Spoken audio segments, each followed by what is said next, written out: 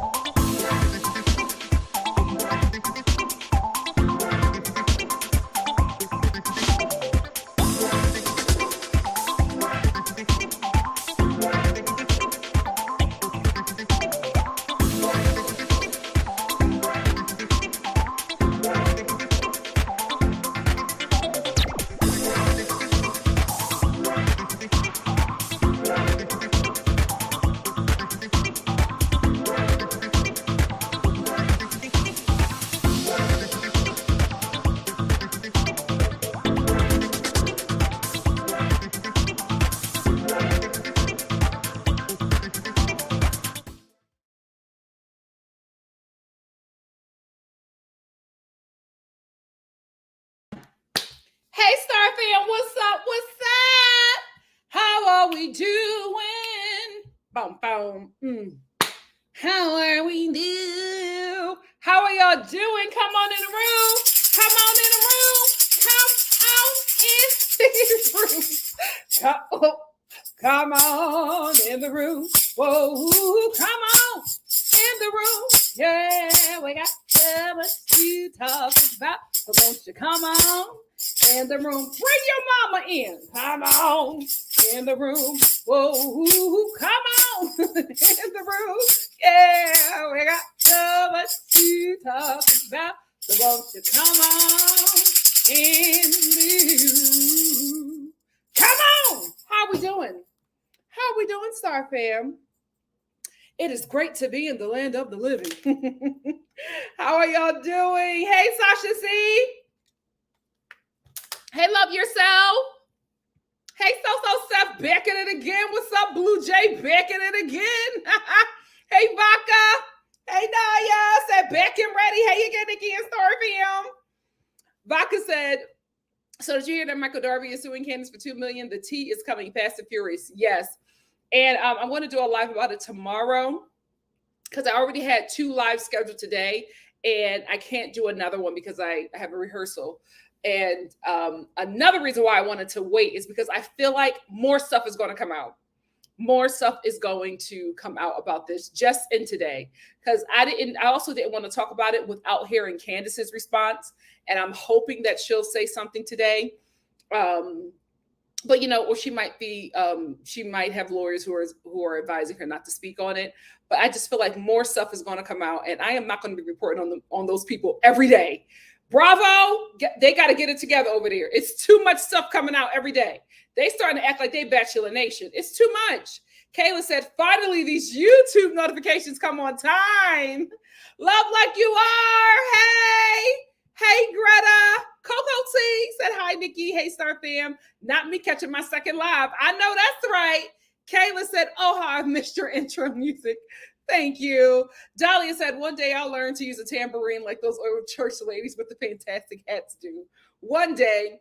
I feel like it just comes naturally to you as you get older, right? I just feel like, because I'm good now, right? But I feel like when I'm a good 72, I'm going to be, you know what I mean? I feel like it just happens to Black women as we age. Hey, Jasmine. Hey, Sarah. Hey, Missy. Missy said, hey, Nikki. Hey, Star fam. Hope you all are having a terrific Thursday. Yes, we are. Thank you all for being here.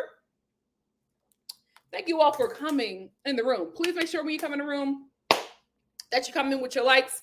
When you like the channel, it really helps the channel grow. I know we're kind of iffy about it growing because the more we grow, the more like things have to change, and we got to adjust to new people.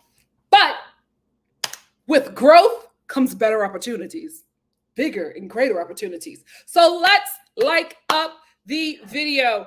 I'm going to get the order of everything today.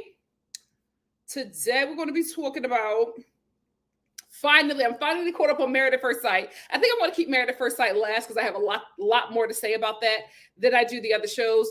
The Real Housewives of Miami, it wasn't given. The season finale wasn't given. So I don't have a lot to say about that.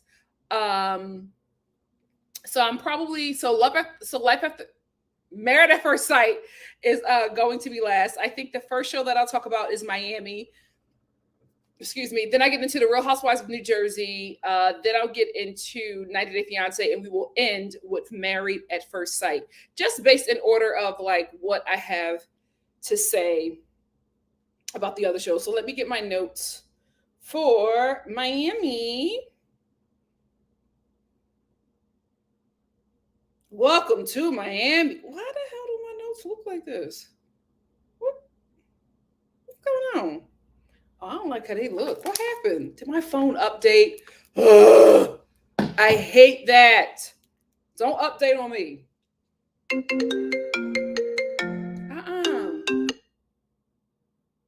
Missy said, hey, Nikki, hey, Star fam. Hope you all are happy. Oh, I got that. A terrific Thursday. Hey, Petty Poop. Patty Boop. Courtney said, hey, everyone. So excited for all the team. More good news. Me and my boyfriend got approved for our town. We can finally get out of the place we hate. Yes, Courtney, congrats. Oh, I love a good townhome. The place that I was going to move to, because I'm a condo hoe. But Atlanta has so many great townhomes. And I was thinking about 2 townhomes. One was in Woodstock, but I researched the area and you guys were like, Woodstock is not for you. Do not do it. So I decided against it. Although I do spend some time up in Woodstock. I like the cute little shops or whatever, but I did do some cultural research, and I just felt like coming from, Philadelphia and then LA, and then going to a place where I am just like not going to be seen at all. And in the South, Woodstock probably wasn't the move for me. If I had family down in Woodstock, fine, but I had family closer to Smyrna. And more of my family is in Fulton County. So I was just like, you know what? I'm not going to move that far from everybody. And then my family is in Smyrna. So I'm just not going to move that far and then be in a place where it's just going to be a little too questionable for me, right? So then I was looking at another one, and it's in North Decatur. And I love that area. I love North Decatur. And I was looking at this townhome. I forget what they're called, but they're like these rainbow townhomes. And I was like enamored. And I was thinking about, there was a pink one and a gray one that was up for sale, but the pink one sold. And so I was still holding out for the gray one, but the more I looked into the townhome, I was just like, I can't do it because the square footage, the kitchen, like a lot of things are just like bothering me about it. And I'm glad that the pink one sold, because if the pink one was still available, I probably would have got it. And here is why. I did not like everything in the home, but the fact that this place was pink I would have overlooked everything because the home was pink. So, my pink home selling saved me, but I love me a good townhome. I will forever be a condo hoe, but a nice little townhome, especially one that's pink, I'm there. But congrats, Courtney. Congrats. Hey, Anthony. IA said, hey, first live of the week. Yay. This made my evening. Thank you for being here. Hey, Greta. She said, congratulations, Courtney. I know that's right. Let's celebrate our sis. Hey, Alicia. Josephine said, haha, for some reason you always trigger my MacBook Siri. I have to close it so it doesn't respond now. Oh my goodness. Tia B has said, hey, Nikki and family, loving all these lives every day. Oh, thank you. Mademoiselle said I would never pay an HOA. You know, I was the same way. I was the same way. Before a nice kitchen and a condo with great lighting, I'll do it. So she said, hey, Nikki and Star fam, I can't wait to hear the tea. I know that's right. Kayla M said, townhomes make the neighborhood know my name. Yes. Trey songs, them walls are thin. Make sure y'all play music. Yeah, you got to find, I'm pretty sure Courtney has that, a townhome with some good insulation. Some good insulation. But I love me a good townhome. No, not Beck said, I'm only here for Real Housewives of Miami. Nikki in the comments. Oh, thank you. Courtney said, Kayla, LOL, we plan to play music. I know that's right. Anthony said, child, I feel like I haven't been on a NikkiStar TV live since my car broke down. Oh my gosh. I hope everything's better now, Anthony. And thank you for being here. So Steph said, will you be watching in or reviewing SWV in the Escape show? Absolutely. That might be the one thing I could get my family to review with me, because we're all going to be watching that, but I will absolutely be watching that. And I'm still trying to catch up on Perfect Match. So just give me a minute. I'm probably going to catch up during the weekend and then start reviewing on Monday. Courtney said, luckily it's a regular rented townhome. So oh, good. So HOA, when we get our forever home, we want a separate home. Oh, I hear you. That's good. That's good. Listen, I will say the HOA where I'm at right now, they have made the HOA experience that I was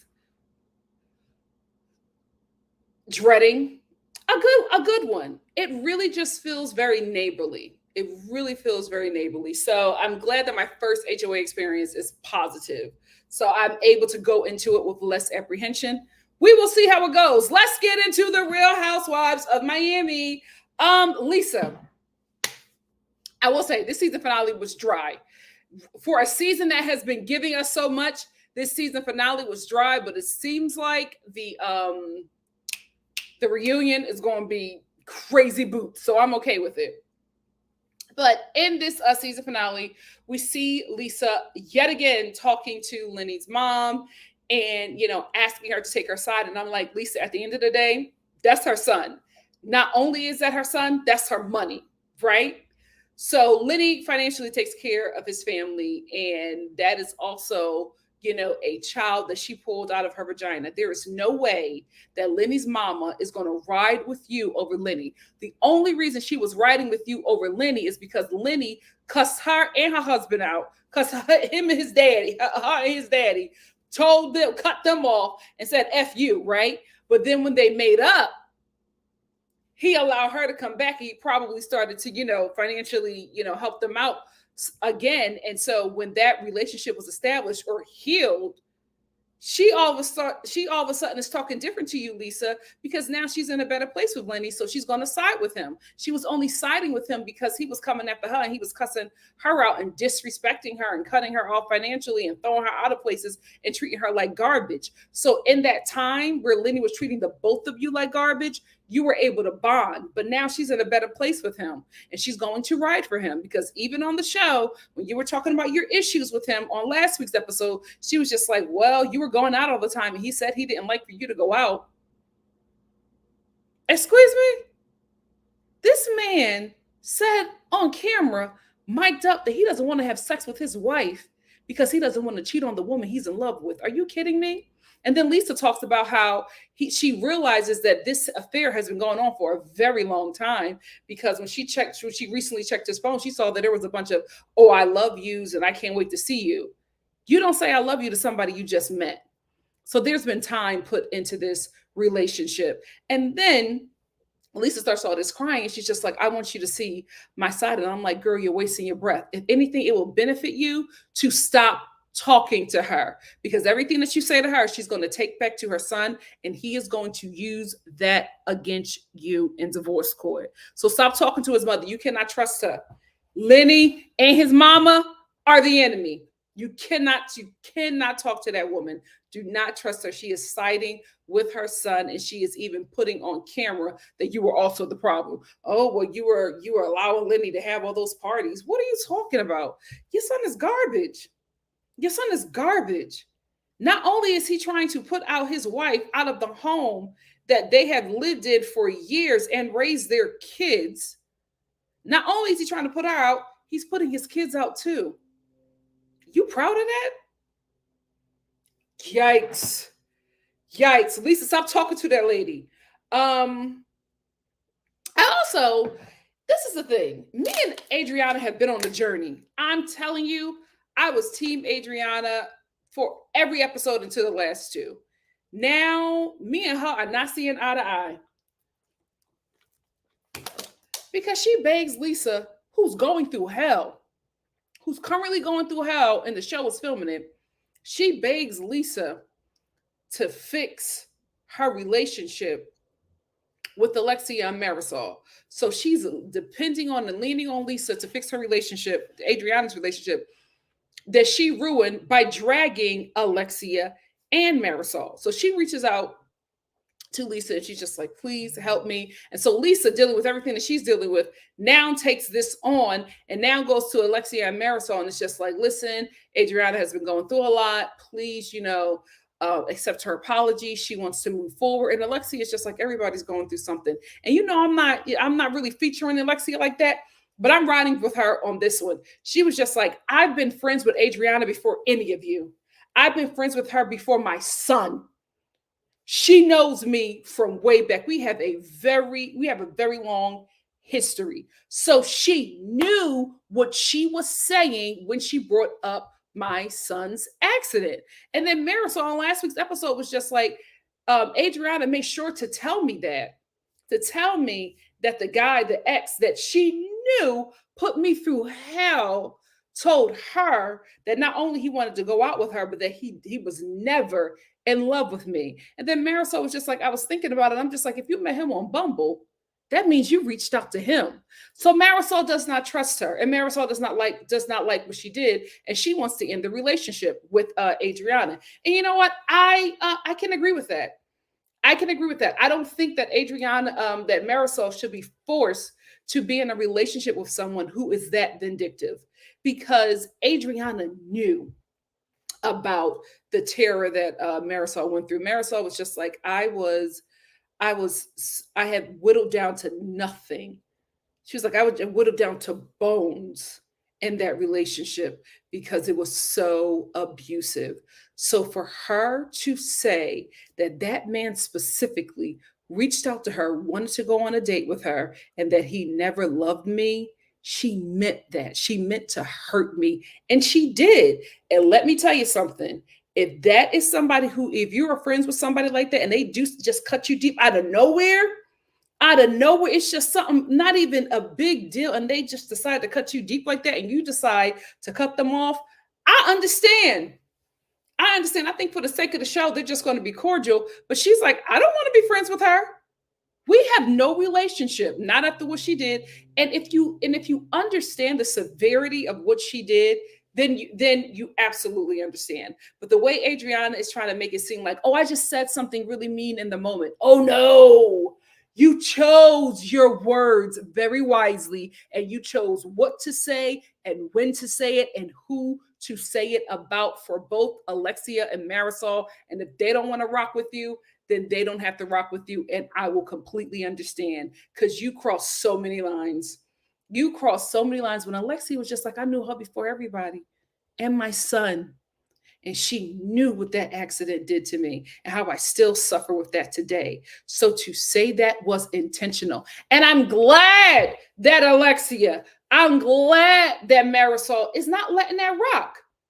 Because Adriana is going crying to everybody, but then sending Alexia a text. No, this is the thing with that I just don't like, that people who hurt people try to do.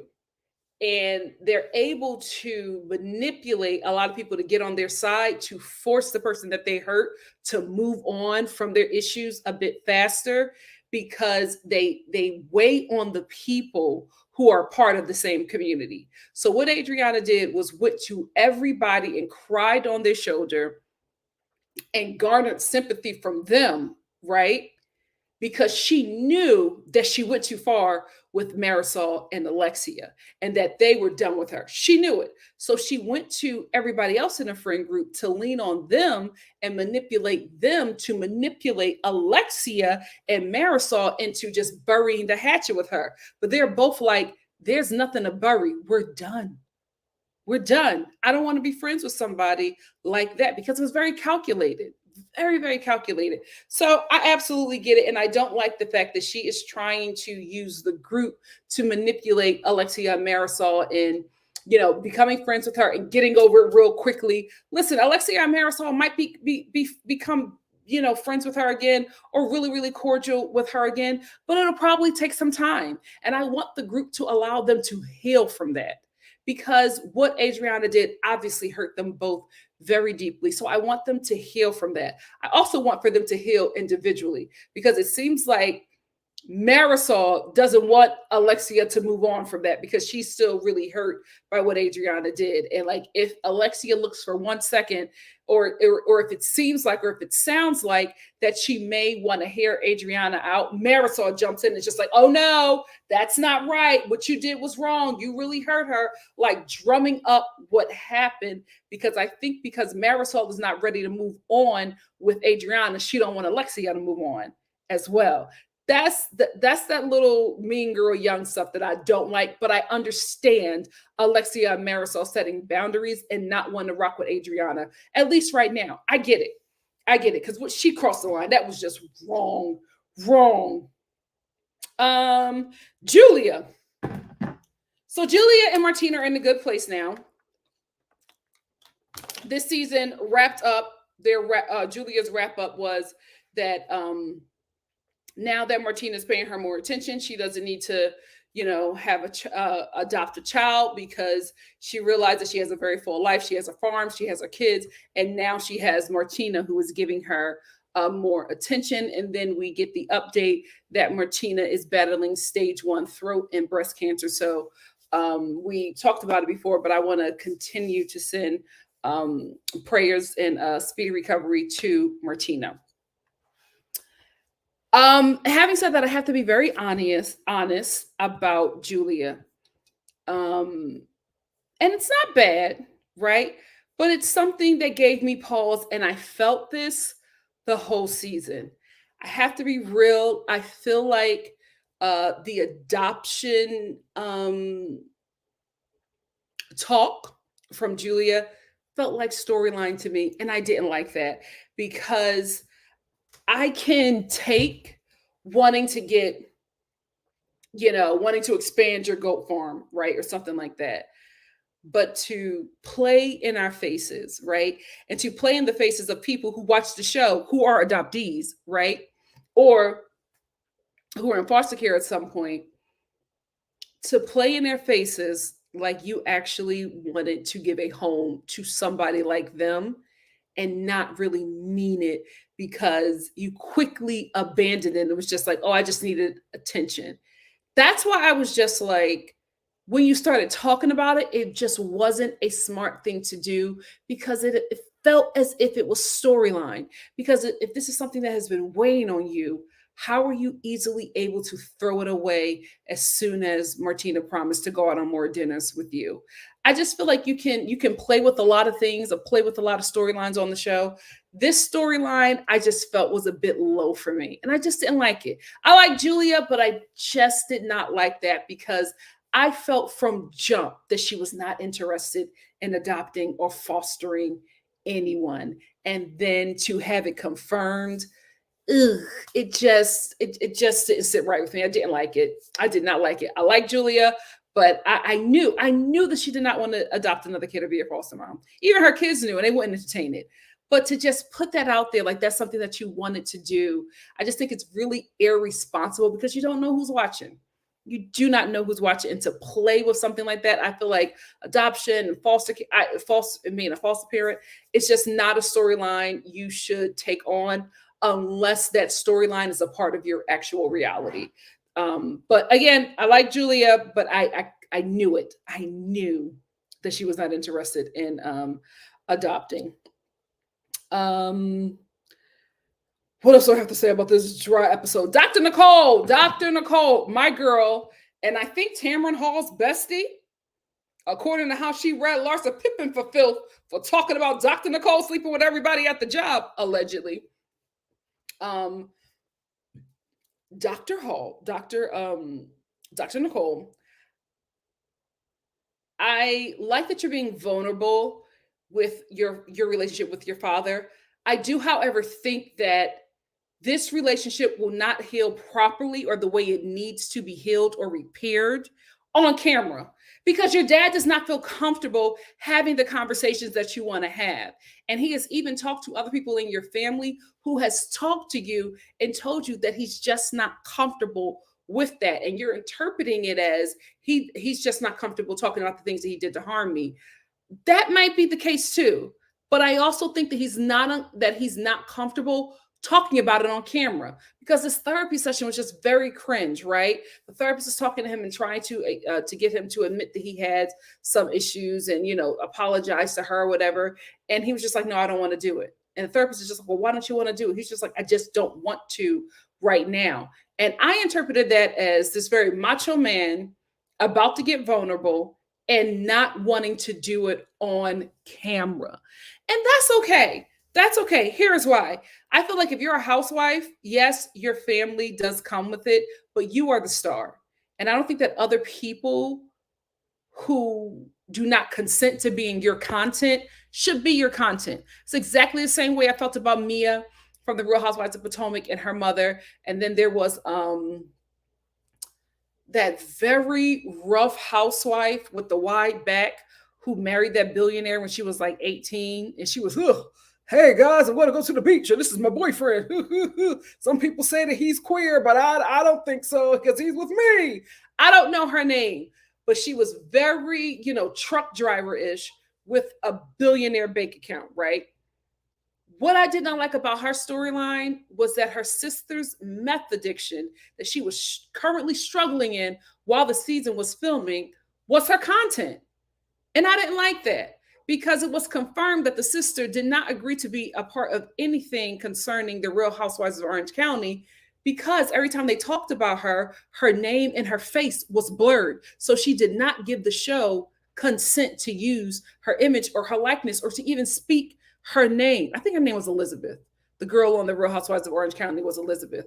But I couldn't receive her storyline then, because her storyline was about somebody who did not agree to be a part of the show. Like, if a person is unwilling to be your content, don't make them your content. It was just very apparent that he was about to break down and he did not want to do it on camera.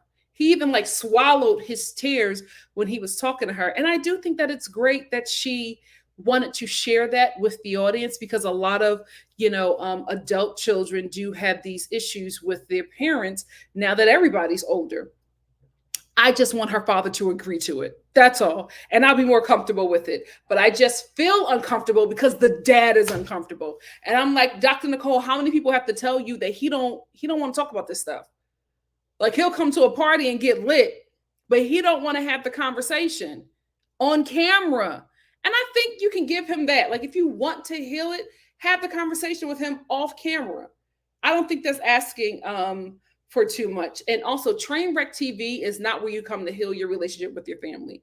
Trainwreck TV is where you come to put an even greater wedge between your family if y'all have any kind of issues. So if you have a family issue, keep it off of Trainwreck reality TV, because it will only magnify the issue, because somebody will feel exploited, fan bases will get involved, and your relationship will be irreparable. So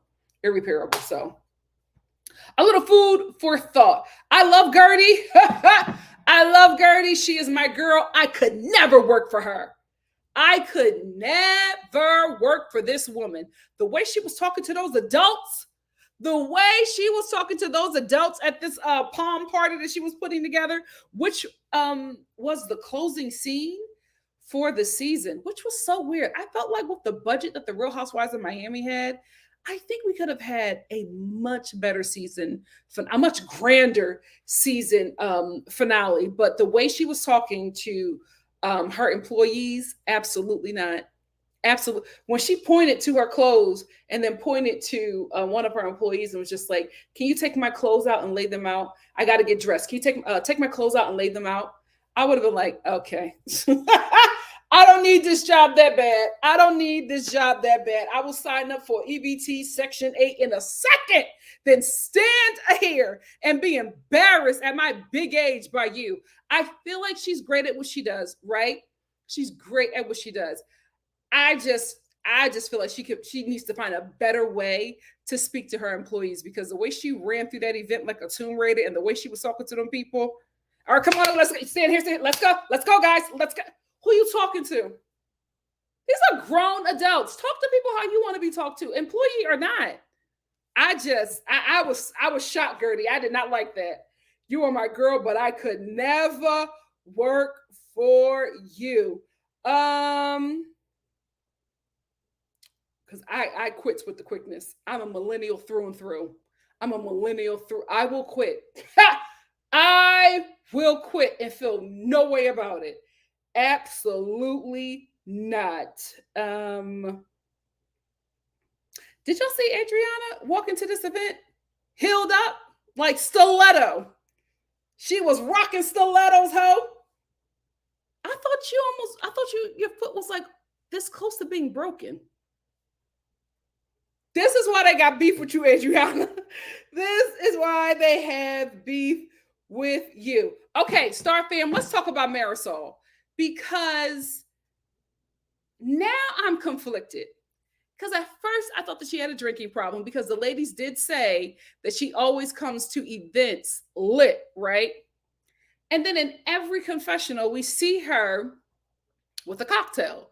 In every scene, we see her either making a cocktail or getting a cocktail or drinking a cocktail.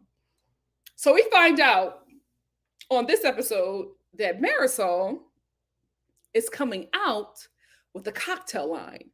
So I'm like, is it alcoholism or is it genius, right? Because I really don't remember Marisol drinking this much in the old Real Housewives of Miami, but I don't remember much about that show, right? I don't remember much about that show. But this was just very new to me. It caught me off guard how much she was drinking. So now I'm like, are you branding something? And maybe you don't drink this much, but this is you branding. So that's why you always have a flask and all of these things, because you're creating a brand for yourself, which is genius. But I'm just not quite sure. It could be one or the other or both. What do you guys think?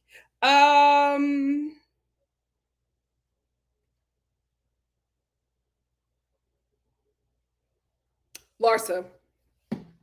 So at the end of the episode, we get the, we get the wrap up that she's dating a junior, right? And one of the producers is trying to talk to her about it. She's just like, oh, I don't know. Let me get some wine. I want to move on. I don't want to talk about it.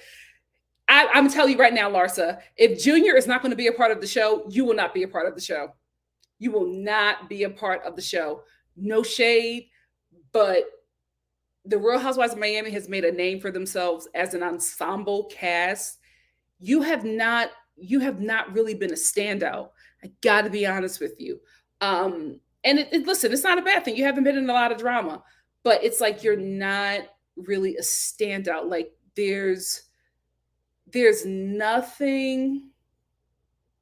I'm just talking TV that you bring to this show that is not easily replaceable, right? So I feel like if you're going to pull this card where you don't want to talk about your relationship on the show, I honestly think that is going to seal your fate on this show that has become widely popular to the point where people, myself included, are asking for it to be put on Bravo. So you can play coy now, but I feel like if you're going to start playing coy when they start filming a new season, you might be dropped from the show or dropped down to friend of.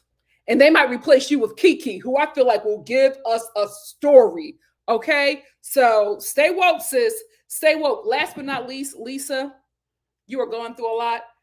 I have to tell you, co-hosting the Halloween party with Lenny was the dumbest thing that you could have ever done, right? Aside from being with that funny-looking man in the first place. But I think this had to happen to you so you can know, so you can learn and know that it's just not going to be a peaceful transition out of this relationship. Baby, you're going to have to go to war with this man. You're going to act like you ain't never loved him. You're going to have to be mortal enemies because he is going to do what he needs to do to destroy you. He wants to keep all of his money. He does not want to share none of it with you or your kids at this point. Okay? He don't want to do none of that. And he wants to have this money so that he can trick on this young trick because she's not going to be with him outside of the coin. So you are going to have to act like you ain't never loved this man. He has got to be your mortal enemy, and you are going to have to go to war with him because that Halloween party was a setup.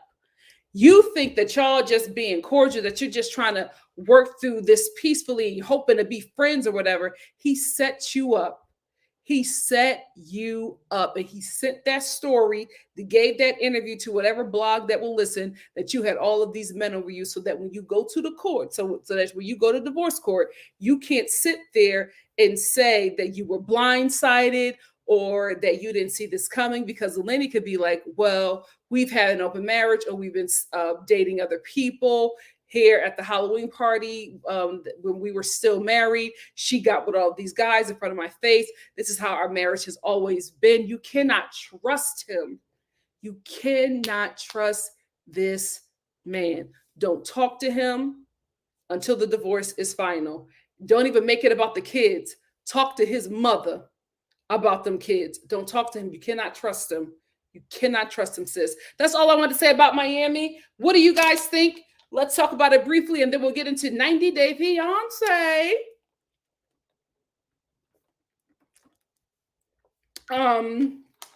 Adriana said, ugh. Give Me Shelter said, ugh. Adriana, let me take down Dr. Lisa. Adriana said, give me shelter, Nikki. Give me shelter said, ugh. Adriana made me side with Alexia, right? Alexia is we can say whatever we want, girl, but Adriana doubled down at least 4 times. Absolutely.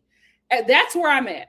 That's where I'm at, because Alexia don't apologize. Alexia says whatever she wants, and she don't apologize, and then she tries to play victim. So I ain't never been on her side through any of her arguments. But this one, I'm like, Adriana, you gave her far too much ammo to use against you, baby. I can't side with you on this one. The third time revealed bad intentions, not just a bad analogy. Absolutely. Absolutely give me shelter. You were on it. A my bad text. How you sending a my bad text and you were there? Like you and Alexia had a friendship, a good friendship, when her son had that accident. So you were there the whole time. You saw that lady cry. You saw that lady's heart be broken, and then you saw her rejoice when the doctor told her that her son will live. You knew what you were doing when you brought that up. It's not Kiki saying it. It's somebody that she's been friends with forever, who knows the ins and outs of, this situation with Frankie, and knows how deeply that cut her. That's where she lost me. I'm like, because out of anybody else outside of Marisol, how this woman feels about this situation. So to bring that up when you could have used anything else, to purposefully choose that, I got to ride with Alexia. Courtney said, oh, I got that one. It's an older one. Hey, Miss Yinka 891, how are you? You're right on time, sis. You are right on time. T. Hutch said, Adriana could never speak to me after bringing up my brain injured child. Ever. And to do it so lackadaisical.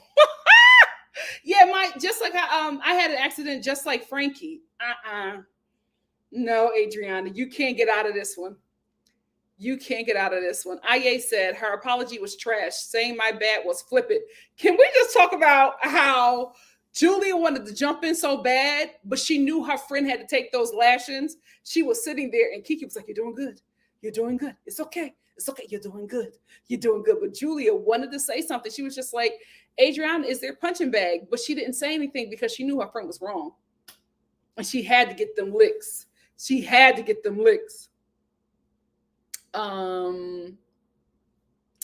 I didn't like that. And I like Julia, but I didn't like that. Yes, Sasha C said, right, don't play with the vulnerable. See, thank you for understanding, because I like Julia, but I was just like, I knew you didn't want to adopt. Ugh. And even saying it, I just feel, I don't feel right. It makes me feel uncomfortable. Dwayne said, I didn't think it was a good scene, honestly. You're right. What is her name? Is it Elizabeth? You know, but listen to the thing. Y'all know who I'm talking about, though. Y'all know who I'm talking about. She had the wide back and she would wear autumn sundresses and then tell people that she's a billionaire, but she never looked like it. She never looked like it. So Steph said, and someone tell me who the white back. Y'all know who it is. I think her name is Elizabeth. IA said Adriana crying about her alimony coming to an end is stupid. She's on the TV show. She'll be okay. And what did she do with the money she already got? Spent it on funding an awful music video. Can we talk about Emilio Estefan? What are you doing, Emilio? Where is Gloria? Where is Gloria? You sit there and played in that woman's face talking about she has a great music career ahead. You love her music and you want to work with her. We've heard the song. The song is catchy. I will give her that. But it has everything to do with the production and the beats. We are not going to make it seem like she is the next Selena. The devil is a liar. I didn't like it. I'm like, Emilio, you are playing in her face. I hope this is a commercial for Emilio because he don't need to do this. What is he doing? Just taking people money. Just taking people money. Hey, Marvina, you're right on time. You're right on time. No. Real Housewives of New Jersey is, it's second. I'm about to get into that one, Audrey. Real Housewives of New Jersey is second. Tracy says, Star family, please like the video. It helps the channel grow. We're looking to get to 12 million. I know that's right. By the end of the year, it's early fall. We can do it. I know that's right. I know that's right.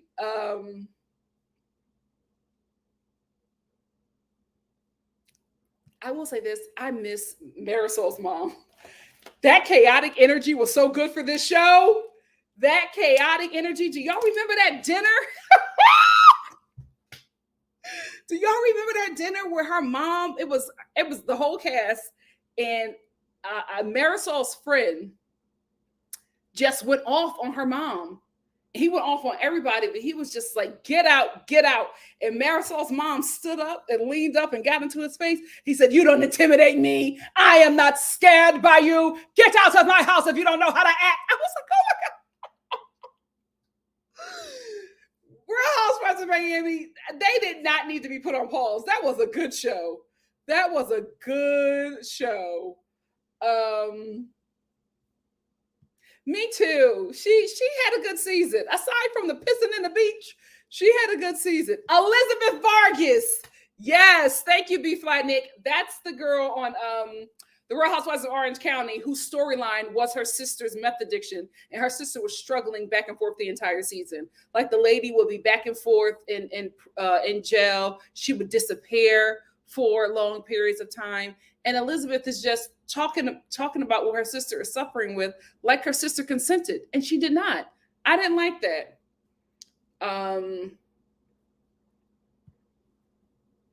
Give me shelter that Julia is only 50.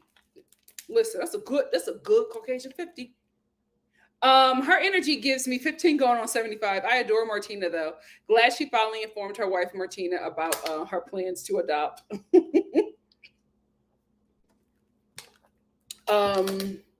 Give me shelter said, I can't tell you how much I love these live emojis. Hey, Simply Simone.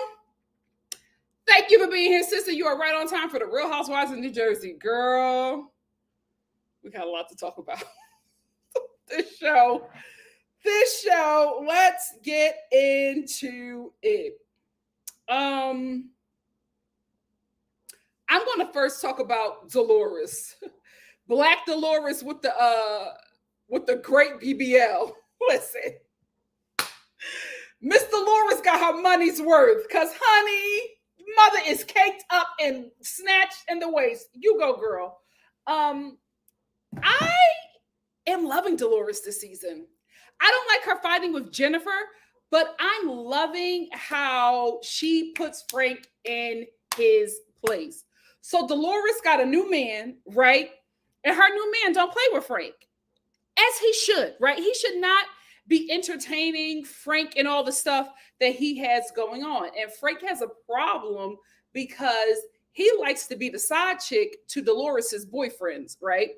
Like he was with her last boyfriend, who I feel like fell in love with Frank and fell out of love with Dolores because he was taking care of the guy. The guy moved into his home or whatever. And I think Frank wants that same kind of relationship with Dolores's new man.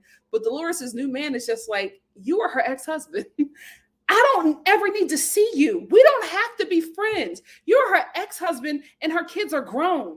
Why are me and you interacting? Like, why do you want to have this relationship? I don't want it. And I think he's right.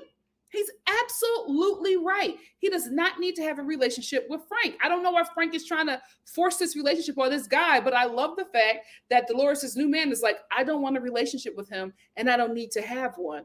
And he does not need to be talking to Dolores about their kids when their kids are damn near 30. Like, let's set some boundaries. And Frank doesn't like that. Frank doesn't like that Dolores' new man has set boundaries. What I love overall about this is that Dolores agrees with her new man. I'm like, oh, I feel like this is the first time in her life where Frank is not in control of it. And I love that for Dolores. I love that she is finally in control of her life. I'm hoping that the new man has not stepped in Frank's place and is just controlling it. But it seems as if she's just like, Frank, has to get over it. This is who I'm with. He has to respect that. If the guy that I'm with does not like that, does not want to interact with him in that way, then that's just what we're going to do. And Frank is talking to everybody because Dolores has drawn a line in the sand, and he's talking to everybody to try to get her to come around and understand that, he wants to be a part. And Dolores is just like, no, he can get over it. And I'm like, are you talking about Frank, Dolores? I'm like so proud of her. I'm so freaking proud of her and happy for her. I feel like this is the first time she's ever been free of this guy in her entire life, and I'm happy for her. I'm hoping that she's not getting into the same thing with her new relationship, but I'm just glad that she's free of Frank because he used to have a hold on her and in her relationships. I love that the new guy is setting boundaries as well. Even her son was trying to get into it, and he was just like, they have to find a happy medium. And I'm like, there doesn't need to be a happy medium. He does not need to have a relationship with Frank. Why? You guys are 30. Dolores' kids are 30. He does not need to have a relationship with Frank. There's no, there's no stepfather and stepson stuff happening. Y'all both adults at this point. What relationship are you guys going to have, really? You know what I mean? Like, there will be a relationship, but there's not any kind of relationship where the father needs to be overlooking to make sure that everything's safe and okay. Like, everybody's grown in this situation. The new guy does not need to have a relationship with Frank. So I'm just, first season outside of the earlier ones where I'm really enjoying Dolores, because I was feeling like she could drop down to friend of the show. No shade, I still feel like that. But I'm just happy that we have seen some kind of growth with her. I want to say this, and I was struggling with if I should or should not say something because this is not my culture, right? But I will say this, as an observer of the show, and yes, this is not my culture, so my opinion is basura concerning this. But I will say, the way this cast talks about being Italian, you would think that Italian was not a culture, but a cult. A terrible one at that. Like, it seems like every terrible thing that the men do, everybody says, oh, well, we're Italian. What the hell? In Italian culture, Like, that's what they were trying to say with Frank and the new guy. Well, in Italian culture, excuse me? Listen, I'm not Italian, but I'm Philadelphian, so close enough. But I feel like I can say that I think a lot of the things that they are saying is Italian culture is scapegoating the poor behavior of the men on this show. That's what I'm getting. Who's Italian in here who can confirm or deny? Because I just feel like they be saying this stuff and I'm like, nah, I don't think that's Italian culture. I think that's just terrible guys, terrible men, and you are just going to give them an out by saying it's their culture. Because it's never anything that's like cultural, right? It's just poor behavior. And they say, oh, we're Italian, so this is how we do it. No, this is sounding like abuse. It's not sounding like culture. Let me know, Italian Star fam.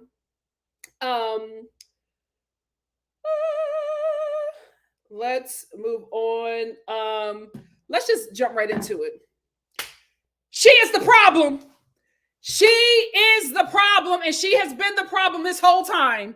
She is the problem. I hate to say it. Teresa was right. I'm telling you, I try to be as partial as I could be because y'all know I love me some Teresa from Paterson, New Jersey, but I will call her out on her mess as well. And I have seen Teresa take digs at this woman, but now from everything that I'm seeing thus far, I'm just like, Teresa was retaliating because this woman is the problem.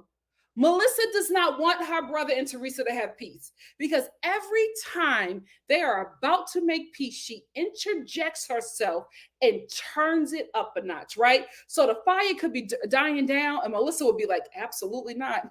Let me throw some gasoline on this one and make it a lot bigger. Because I was even saying in my last review, I'm like, them not being close is not her fault, but she don't seem like she's trying to help either.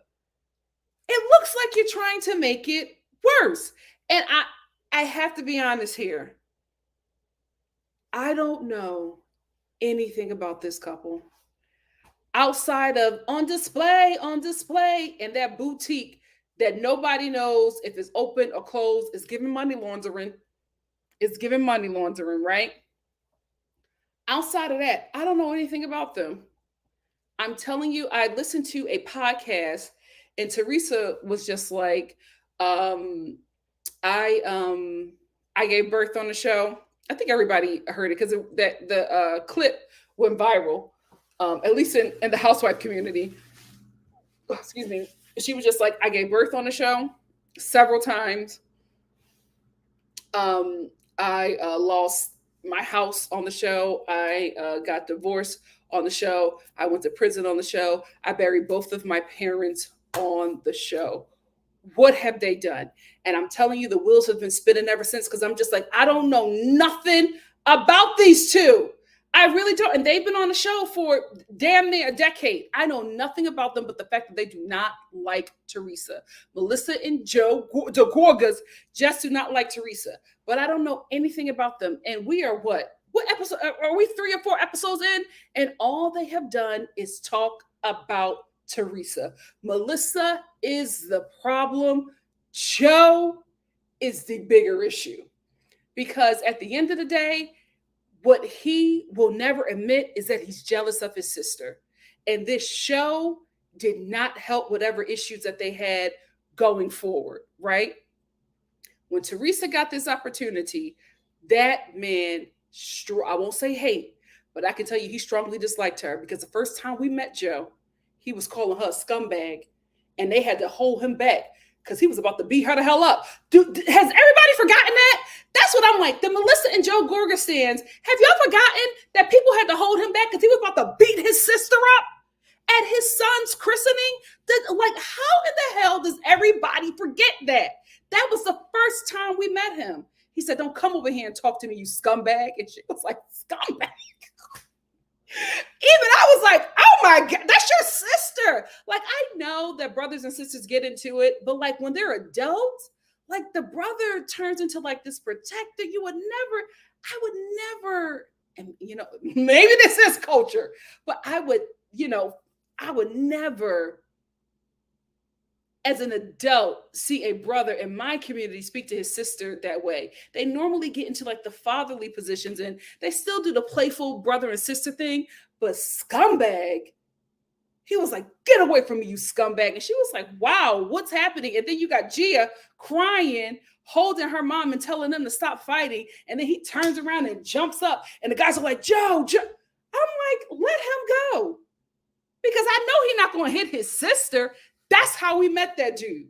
And he has not liked her ever since we've seen on the show, right? And so this episode, Louis, God bless his heart. God bless his heart. Louis, you're doing too much. You're doing too much. I will let their relationship stay the way it is. Because Teresa seems to be checked out of it. And it's good for her because it's a healthy place. Her kids are checked out and she's checked out of this relationship. For some reason, Louis want to be the peacemaker and try to make this relationship work. And I get it, Louis. I absolutely get it. But I feel like you trying to work on Teresa and Joe's relationship is going to be it's going to be bad for your relationship with Teresa, because Teresa has moved on. She's living her life happy and in love. She's thinking about moving out of Jersey as soon as her kids all go off to college. Like, she's planning her future outside of this. Joe and Melissa got to stay on the show because they haven't built anything outside of this. Like, what are they going to do when this show goes away? And you can say he has all of these successful businesses and all of this stuff, but leave it up to Margaret to tell the tea. That man is getting sued front to back because of, stuff, businesses that he was doing allegedly that have turned out to be a scam, right? So Teresa has moved on. But Louis has decided to involve himself because on the last episode, all the guys got together and Joe, right out the back, was trying to intimidate Louis. And what I loved about, this is the thing, I don't know much about Louis, but I will say I love the fact that he was not backing down from Joe. Joe was doing all that screaming, hitting on the table, and Louis was just like, what are you doing that for? Why are you putting on the show? Stop the theatrics. That's what he said. Stop the theatrics. Checked him real quick. And Joe was like, F you, shut up. And he was like, I'm going to say whatever the hell I want, and you're not going to do anything. I was like, yes, Louis. Like, he knows how to handle him, right? And I think Joe doesn't like that. Because Louis won't get, I guess, because Louis not Italian and that's not his culture. Louis will not get to a certain point like that with him. But Joe Giudice, oh, they would have been for it at this point. But Louis won't do that because he'll call Joe on his bluff, right? He's not intimidated by him. So Louis tries to get involved and he tells Teresa, your brother said that he wanted peace. After he did all that screaming, having an adult temper tantrum, he said that he wants peace. So Teresa calls him. Teresa did not want to do this. She did not. This was all her husband, her fiance at this time. She did not want to do this, but Louis, encouraged her to do it. So she called and she was like, hey. And Joe was like, hey. And she was like, so you wanted peace? I'm like, Teresa, okay. I'd rather you not call, and this is how you're going to call. And he was like, well, yeah, I want peace. I want this to be done. I want this to be over. And she's just like, I want peace as well. And I would really like for you guys to come to my love bubble party. And he was like, yeah, I'll be there. And Teresa's like, okay, love you. And he was like, love you too. I'm just like, okay. So they get off the phone, and at this point, we got peace. We got peace, right? Then it comes to the party, and Joe was just like, oh, I don't want to go because I'm not healed yet. Oh, buddy, it's on you. You want to keep this going. You want to keep this going because now we have seen Teresa invite him to 2 things that he has decided to not go. So he is the problem, not Teresa. He would not even look at her when she came to his party. He is the problem. It's not Teresa. So we get to the party, right? And Teresa's having a good time. I guess that Melissa wanted her to be falling down crying because her brother isn't there. Let me tell you something. Teresa has moved on. She has been moved on. The only reason why she's entertaining her brother and Melissa is because of Louis. But Teresa is in her love bubble, and that's what they can't stand because she's in this love bubble, she's not fighting them. She don't care anymore. She's done. She has moved on. So she's in her love bubble, and she says this: I want to thank, my chosen family for being here. Margaret, messy Margaret. Y'all have got to stop letting her get away with being this messy. I will say, good for Margaret. Good for Margaret stirs the pot, but it bothers me that nobody catches her on it. The only person who catches her on it is Jen, and then everybody jumps on Jennifer, and I'm like, she's right. She's right. Margaret started the rumor. Margaret was the reason why Teresa and Jackie were going after it. Jacqueline was going after it because Margaret absolutely told Teresa about Jackie's husband's alleged girlfriend. It was absolutely Margaret. We all saw it because when they sat down, Margaret was panicking. Y'all remember that? Margaret was like, oh my God, what's going on? How are they? Are they talking? Are they friends? What's going on? I was like, where are you tripping? I'm so nervous. I can't sit down because you did not want them to start comparing notes. Because if they started to compare notes, all roads would lead back to you. And I absolutely believe Jennifer Aiden that Margaret told her about Joe. Are you kidding me? My husband's a plumber. He knows that he doesn't pay. You think he doesn't know that he doesn't pay, that Joe doesn't pay his bills? Absolutely, Margaret told Jennifer Aiden that. So Margaret is very messy. Margaret goes, oh, I can't believe she said that to Melissa. And so now Melissa wants to have a scene. So she walks away crying and in tears because Teresa said that everybody there was her chosen family. And she's like, how can you say that? And your brother isn't here. You idiot. Her brother chose to not be there. What are you doing? He would have been the chosen family. Even Louis gave him a shout out. But you want to cry and say that Teresa has cut her brother out and, he's not her chosen family. He decided not to come. What are y'all doing? Y'all have nothing going on. Bravo, I'm done with this family. Let's move on. We got to move on. They're not going to have any peace and they're not going to make any damn sense because they have confused everybody on this one episode. Because I was on Twitter and everybody was like, what the hell did we just watch? Wasn't Joe invited? Didn't he decide not to go? Everybody's asking questions because none of us can believe that this is the reaction from Teresa saying, I'm so thankful that my chosen family is here. And not one person is catching Margaret. Genius. I will say that. I feel like she can stir the pot better than Sheba Sheree because Margaret stirs the pot and nobody catches her. Iconic. You got to give it to her. At least nobody on this show. You got to give it to her. They have yet to catch her. The only person who catches her is Jen. And because everybody jumps on her and bullies her whenever she speaks, nobody can hear her. But Jen is right about Margaret. Real quickly before we get into Jen, I want to talk about when Melissa was talking to Teresa's daughters. Teresa's daughter, the one that I'm always like, who's her father? But y'all told me that she looks exactly like Joe Giudice's mother. And I believe that because I have seen his mother. So,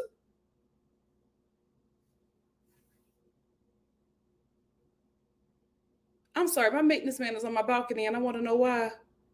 He better be cutting down that plant that is growing too large. Oh, my balcony. Good afternoon.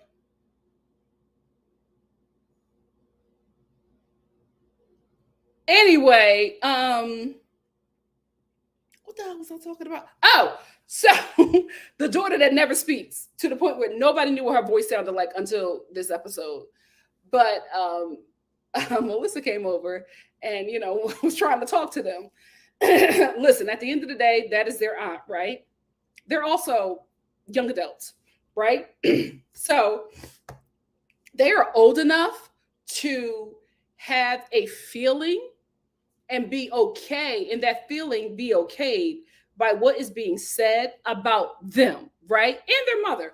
They can feel however way they want to feel, and I don't think that they, in this moment, disrespected Melissa. But Joe and Melissa are going around on their podcast saying that had it not been for them, those kids would have starved to death. Basically, that they were putting food on their table. And those kids were like, let's be real. I'm so sorry. I think my lash is in my eye. Those kids are like, let's be real, right? We only saw them when the cameras were around. The whole time that both of our parents, that our mother was incarcerated, we did not see them. They only came around when it was time to film Teresa Goes to Prison, or Teresa takes a year off or something like that. And I want to say this because Melissa also said on the podcast that the show asked them to film, that they needed them to film. And the girls are like, that's not true. That is not true. We were already filming by the time they came around. So they were already filming a couple weeks in by the time Joe and Melissa showed up. So that's not true. So I know people were just like, oh, that's their uncle and that and Melissa's their aunt, so they should not have an opinion about that. Old things have passed away. Old things have passed away. This new generation is getting them disrespectful aunties and uncles together. Y'all not going to disrespect our parents and we just going to sit there and take it, especially not when we get of age. Absolutely not. Old things have passed away. You being an elder does not mean that you can lie and disrespect someone and it be accepted because they're younger than you and they have to show respect. If you want respect, you got to give it. They can respond to the disrespect that you are giving to them. So I'm fine with the kids looking at Melissa like, how are you? It's good to see you too. They didn't say nothing disrespectful, but they let her know they're not feeling her. And Melissa could pick it up, right? I will say it was completely out of line for Melissa to say the kids have hate in their heart for me. I know that they have hate in their heart for me. But this is why. I don't think they have hate in their heart, but this is why your relationship is estranged. They keep on saying, please just stop talking about us and our parents. And you guys will not do that. You guys will not do that. So you keep on saying negative things about their parents and them and bringing them into the argument, but then saying, oh, we're your aunt and your uncle. You have to respect us. Why are you constantly disrespecting them? And then you say they have hate in their heart, completely ignoring the fact that you have said negative things about them and their parents. So how are you the victim when you are actually the aggressor? So how you cannot see that is just baffling. I think they can see it. They're just playing victim at this point. And I feel like at this point, everybody else has to see it. I really hope that the Melissa and Joe stands are having the wake up call that the stands of the Green-Eyed Bandits had this season of The Real Housewives of Potomac. Because here, Teresa is pulling a Candace. She is not engaging like that. She's not engaging. She's just letting them go, letting them say what they want. She walks away. She's just like, do you like what Melissa was complaining about not being in her wedding? She was like, oh, okay. I didn't know that you wanted to be in the wedding because we weren't talking at that time. Do you want to be in the wedding? And Melissa's just like, oh, no, I don't. Yes, you do. Yes, you do. She called your bluff, and here you are just keeping stuff going because if you are at peace with Teresa, you guys don't have anything to offer the show. That's exactly what this is, and that's unfortunate that you guys would sacrifice your family for this check. In the long run, you'll find out it's not worth it. You should find out right now that it's not worth it. Let's move on because I done stayed on them longer than I anticipated. Let's move on to Jennifer dragging her husband, rightfully so. Rightfully so. That man does not have her back the way he needs to. And I'm glad that she was telling him, he is still on my balcony. What is he doing? Didn't even ask permission. Anyway, I am glad that she is putting him on blast because he does not have her back like he needs to. Like, even if your wife is wrong, check her off the cameras, right? If you are going to check her, then don't check her in front of her freaking enemies. Like, why are you trying to see everybody's side when everybody got a problem with your wife? Like, you're trying to see the other side of people who are beefing with your wife, or of people who are bringing your affair that you had years ago to the show to harm you and your wife, but you still want to see the other perspective. Absolutely not. See your wife's perspective. Have her freaking back. I'm glad that she's getting him together. And he's like, oh, so you just want me to say that you're right? And she was just like, I just want you to have my back sometimes. And she's right. She's right. He don't ride for her like a husband should. He don't. And I'm not saying he don't love her, but he needs to have her back. He needs to have her back a bit more. I don't have her picture up here. I'm going to find it. Margaret's friend is just not doing it for me. The only thing that I went up for concerning her this episode was the fact that what's her name? The Whoville girl, Rachel. When Rachel asked her to share her pizza, and she was like, "Oh no, I don't do that." That's the only time I went up for her because I was like, "Oh." Rachel was like, yeah, let's share a pizza. She was like, I don't do that. No, I don't do the sharing. But that's like the only time. I need more moments from her because right now the jury is still out. And I've already made my decision about all the new people except for her. Because I don't want to write her off yet. But she's not giving me anything that would make me want to tune in. Like, I feel like the show could move on without her at this point. But we'll see. We will see. Since we're here, Rachel is trying to have a moment. She's trying to get some longevity on the show by coming for Jennifer, but everything is falling flat. It's just, you're not doing it. You're not doing it. Jennifer was just like, I was trying to relate to you concerning your terrible nose job, but since you want to come at me now, we're going to do it. The gloves are off because Rachel has been going around saying that Jennifer is talking about Margaret or everything to her. And Jennifer basically said, I was just telling you, and this is what I always say to the OGs, please do not tell the newbies to watch out for certain people, right? Even if you're, being strategic, or, trying to be helpful, it never works out for you, right? Because the new girl always tells the girl that you told them to be watchful of. And I do believe that Jennifer was probably trying to, inform Rachel about what she was going to be dealing with concerning Margaret, because she went through the same thing.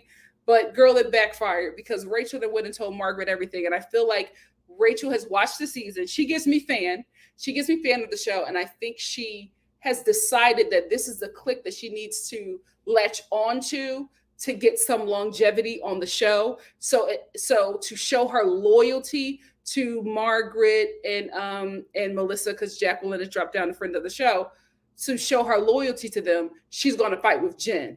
Because there's no reason for her to have an issue with Jen. There was no reason for her to jump in Jen's face. There was no reason for her to try to drag her. She keeps on looking for a moment with Jen, and I feel like she's just doing that to prove her loyalty to Melissa and Margaret. And it's giving flunky. It's giving flunky. Let's talk about who isn't a flunky, who, in my opinion, is the star of the show. Hello. This is the future of Jersey. This is the future of Jersey. Danielle, sis, let me say this right now. I want to apologize to you because I said I didn't think that you were a good fit for this show. And I've been reviewing shows long enough to know that I shouldn't have said that on your first episode. I should have watched you for a minute. But now I got to eat my words. And I want to apologize to you because I said you're not a good fit for Jersey. You're a better fit for Mob Wives. I apologize. Here's why I'm apologizing. Not only are you a phenomenal fit for a reboot of Mob Wives, you are absolutely a phenomenal fit for the Real Housewives of New Jersey. I cannot stop watching this woman whenever she's in a scene. I'm telling you, when she is in a scene, she is so refreshing. She is the future of Jersey, in my opinion. I feel like Teresa don't want to do this show no more. We got to tell the truth and shame the devil. She's done. She's over it. Her kids have always been over it. She's done. She's happy. She's in love. She wants to move to California. Let that woman go and flourish, right? Let's take her off the show. I think this show needs to move forward with Danielle and Jen and Jennifer, and just bring up some younger, more diverse housewives who have freaking wealth in Jersey and create the show around them. I am Andy Lanithia Cohen. I am not saying put the show on pause. Absolutely not. I would never say that about Jersey, but the Real Housewives of Orange County can take a break. Anyway, I feel like she's the future. She's so refreshing to watch. Like when she comes on my screen, I'm like, yes, please. I want more. I want more, because she got Jacqueline together. Jackie Goldschneider thought that she was going to put her in her place. She said, absolutely not, because Jackie was talking about her, right? And because Melissa and Margaret had let her know that she felt some sort of way that Jackie was talking about her shorts and talking about her fashions. First of all, Jackie has never been a fashion girl, so I don't know where she has the cojones, the chutzpah, to talk about Danielle's fashions. I don't know where this fashion police Jackie has come from, but send her back, because she can't talk about nobody's outfits or hair. Okay? So Danielle hears her talking. Danielle hears her talking. She's just like, you know what? Since you're talking about me, let me just come over here and let's handle this right now. I was like, oh, I know that's right. And Jackie was just like, what are you saying? She's just like, I heard that you was talking about my clothes. So what's the problem with my clothes? And Jackie did this, and I absolutely hate when people do this, especially to people from a certain class, from a certain community, who have a certain kind of accent, and basically to working class people. At the end of the day, I hate when people do this to working class people, because what Jackie did was try to make her seem less than, right? And also try to play victim and try to make her seem as an aggressor. Because Danielle was just talking to her, and Danielle got these freaking 9-inch nails. So you know how you are, ladies. We know how we are when we get our acrylics. This is how we talk with our acrylics on. So Danielle is just like, yeah, so you were talking about me, and I just wanted to know, like, what you were saying, like, what was the problem with my little white poom poom shorts, right? And Jackie's just like, are you, please get your hands out of my face. Like, what is this? Is this a threat? Like, I don't like that. I just don't like this. Please get your hands out of my face. Like, she's a victim, right? So Danielle goes, honey, I'm not putting my hands in your face. This is how I talk. Okay. This is how I talk. And so, Jackie was just like, oh, are you threatening me? She was just like, if I threatened you, you would know it. You would know if it's a threat. I said, I want more. I want more of her. I want more of her. She is the future of Jersey. Get rid of all them other broads. This is the future of Jersey. In my opinion, the future of Jersey is Jennifer and Danielle. And I love the fact that they're linking up. I love the fact that these two are buddies, because this is what I need. I need for them to link up. I need Teresa to lead in a maternal way and, like, you know, pass the baton on and go off into the sunset with Louis, because these two, in my opinion, are the future of Jersey. I'm ready. I'm ready. Rachel, you picked the wrong team. You pick the wrong team. But I love Danielle, so I take back everything I said. She's the future of Jersey for me. My only thing is, Danielle, I feel like you and your family are walking into Teresa's territory. I want to say this to whoever is over the production team over there for the Real Housewives of New Jersey. I think it's truly, let's not focus on her family anymore. We, the viewers, need a break from family trauma. This show is not positive. It's not, and I'm not saying that these, you know, train wreck shows need to be positive, but this show is just emotionally draining. Let's move on from the families. Let's move on from the husbands and keep this show about the ladies and their friendships. Please, let's drop everybody down to day players and let's just focus on the ladies and their friendships. I do not want to see Danielle and her brother fighting or repairing their relationship and the kids getting involved. I don't want that. She does not need to be Teresa 2.0. She is fresh. She is fun. She is just everything that the future of Jersey needs. I want more of her. That's all I had to say. What do you guys think? Let's get into it. Tia Bia said, as soon as they said Joe Bonino said, Margaret told him, she panicked and shouted at Joe. Because Margaret is the one. And I think even Jackie was just like, I would never want to go against her because she knows where everybody's skeletons are buried, basically. Drewski said, Teresa is clearly tired. She's over it. I don't know if I can rock with her as a person because I can only guess how she voted or how progressive she is. Absolutely. But she deserved to live a life. She deserved to live a life after. And Ken, he is still on my balcony. I just feel like I need to hold on. I'm sorry. What is happening here?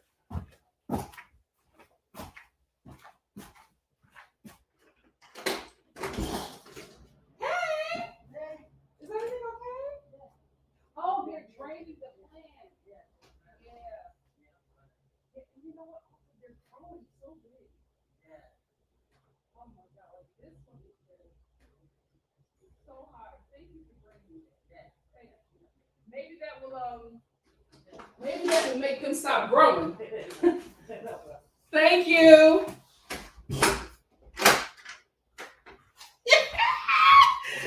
Girl, I'm sorry. Because I'm like, he's been on my balcony the whole review. And I'm like, what is going on? So what he's doing is my apartment has noticed that this freaking plant is getting out of hand. I'm telling you, I'm living in Little Shop of Horrors. So they know this plant is getting out of hand. So what they're doing is they're draining it because we've had so much rain in LA, like abnormal rain. So they're draining it to hopefully stop that thing from growing. Hopefully. I mean, I don't want to kill it, but it's like a desert plant. It's not supposed to grow that high. Anyway, Teresa does deserve to live a life after. I think she's absolutely done with the show. And I think that the show just keeps her on because at the end of the day, before Danielle, who could lead this show out? Jennifer's fighting with everybody because Jennifer knows how to read. That's why I'm telling you, Rachel, you better back off. She knows how to read and she will clear you because you still haven't come back from that terrible nose job comment. And she had a terrible nose job. So she read herself and you. So you're not that quick with it. You're not that quick with it. So, girl, save yourself. Save yourself.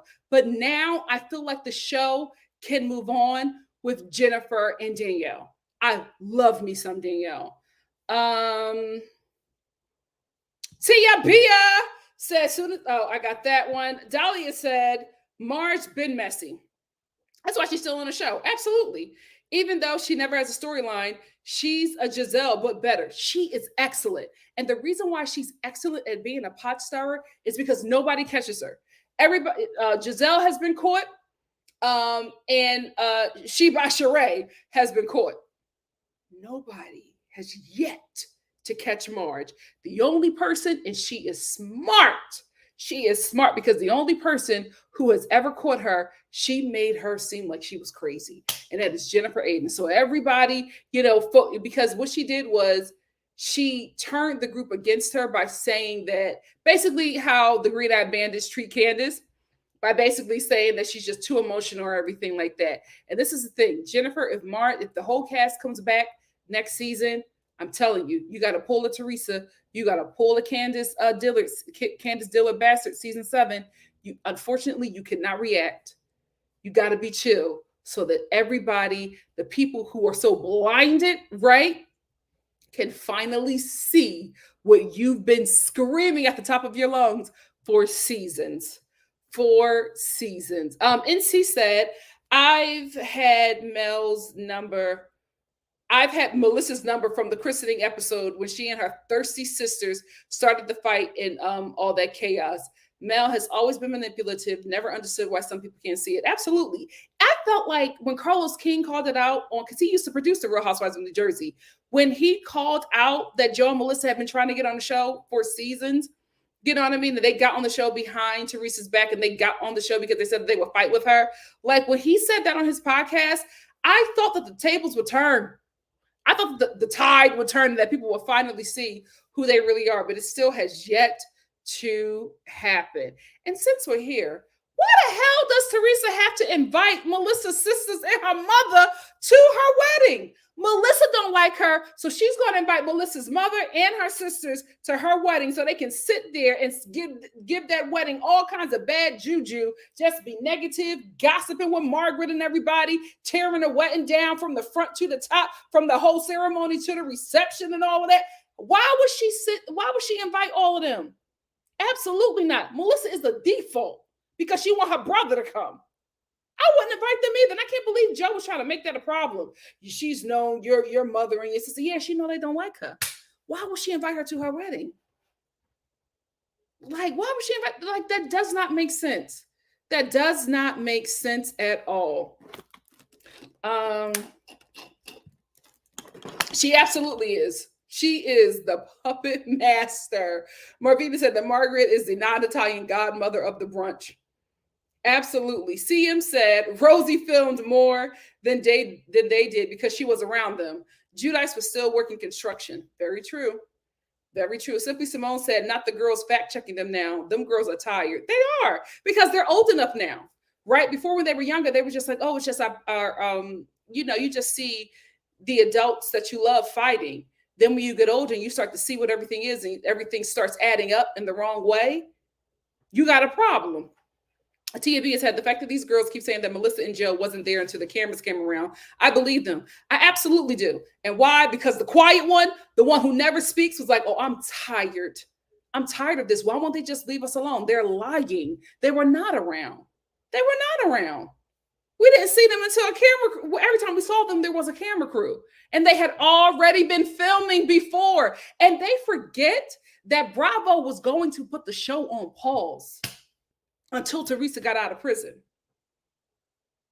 The show was named after Teresa. So what are they talking about that they were needed to move this show forward to so that everybody can eat? Get out of here.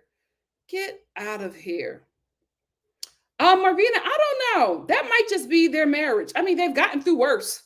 They've gotten through worse. Pace URL said exactly. Those girls can speak about what's going on, especially because Joe and Melissa are bringing them up in their podcast. Absolutely. If Joe and Melissa did not want them to talk about it, they should not have brought them up. And then you have them saying it's unfortunate because when our parents start fighting, our relationship with our cousins end. And they don't come back again until everybody starts talking. And it's very unfortunate. Dahlia said, what's really sad is that you can tell the cousins don't mess with each other like that. I don't see Joe's kids involved with the drama. The daughters are way too involved in the family mess. Very true. Aye said T has given a lot of interviews this season. She is over Joe and Melissa, and she hasn't held back. Joe's not going to the wedding was the last straw for her. It was. She even said, she was like, that's when I knew that it was over. And I closed the chapter. I was like, ooh. And she meant it. She wasn't even in her like bonehead Teresa thing that she does. She was dead serious. No accent and all. It was just like a deep voice. It's over. And she meant that. I'm telling you that she's going to send that last one off to college, and she's moving to California with Louis. She ain't never going to see them people again. The audience also turned against them because of it. Yes, Jen Fesser. I don't know about her yet. I don't know about her yet. And I think, yes, Josie said that girl did not eat a bite of anything. She might be in the same boat as Jackie. Oh, really? You think so? I feel like she's trying too hard. I feel like her and Jen Fesser are trying too hard. Danielle is the only one that has come in and just had a natural progression. I have not felt like she's stunting or anything or trying to be, trying to stay on the show. I think she's just existing, and it's more than enough. That is the future of Jersey, in my opinion. Sure did. Jackie came for her, and I think Jackie feels like Danielle is her replacement. Honestly, she probably is, but that's not Danielle's fault. That's not Danielle's fault. She does. That's why I said she's the future of Jersey, because I can see her and Jennifer having fun. She is what this show is missing. Joy. Even though she got that drama with her brother, she still knows how to have a good time. And I'm hoping that this show stops focusing on these people's families and their fractured families. This show just needs to focus on the chaotic ladies. They're more than enough. They're more than enough. And it could be longer. It could be longer. I'm telling you, I am absolutely fuming because I cannot believe that the Real Housewives of New York has been put on pause and the Real Housewives of Orange County keeps on trucking along, giving us the worst views ever. Watch What Happens Live does better than that show. But because it's the first one, it keeps on getting renewed? Absolutely not. Hey, Yinka. Yinka said, see, now I'm about to go watch this season of The Real Housewives of New Jersey to see what Danielle is all about. I have officially been influenced. I know that's right. Dahlia said, if Bravo plays this right, The Real Housewives of New Jersey might be the first show to successfully pass the baton from an OG to a newbie. I hope they don't ruin it like they did with Noella. Absolutely. See, the thing about Noella is she was trying too hard. Danielle is just existing. If Noella did not try too hard, I think she would have been fine. I'm lying. Them ladies did not want her on there. Noella, and I will say this. I've always felt like Noella was not, pro-black until it worked out for her on the show. Because I felt like she never identified as black before The Real Housewives of Orange County. But I felt like since she was newly black, she was, doing the most. Like, when people get newly saved, they're like, oh my goodness, I don't watch TV. I don't listen to music because that's just ways for the devil to get me and choke me. I don't go outside because the devil is lurking. You know what I mean? Like everything is about Jesus and the devil when it's just like, girl, just exist. Just exist. I felt like Noella, she since she was, freshly colored, she just went overboard and it just didn't fit the OC. But if she would have just existed, she would have been fine. Because she was a good addition. She could have been the new era, but she did too much. Miss Gigi said, I am sick of the family drama. That's not why we watch reality TV. We got our own family issues. Yes. Yeah. Because like he was doing a lot. He's doing work over it. He got a whole hose and everything. I'm like, what's going on?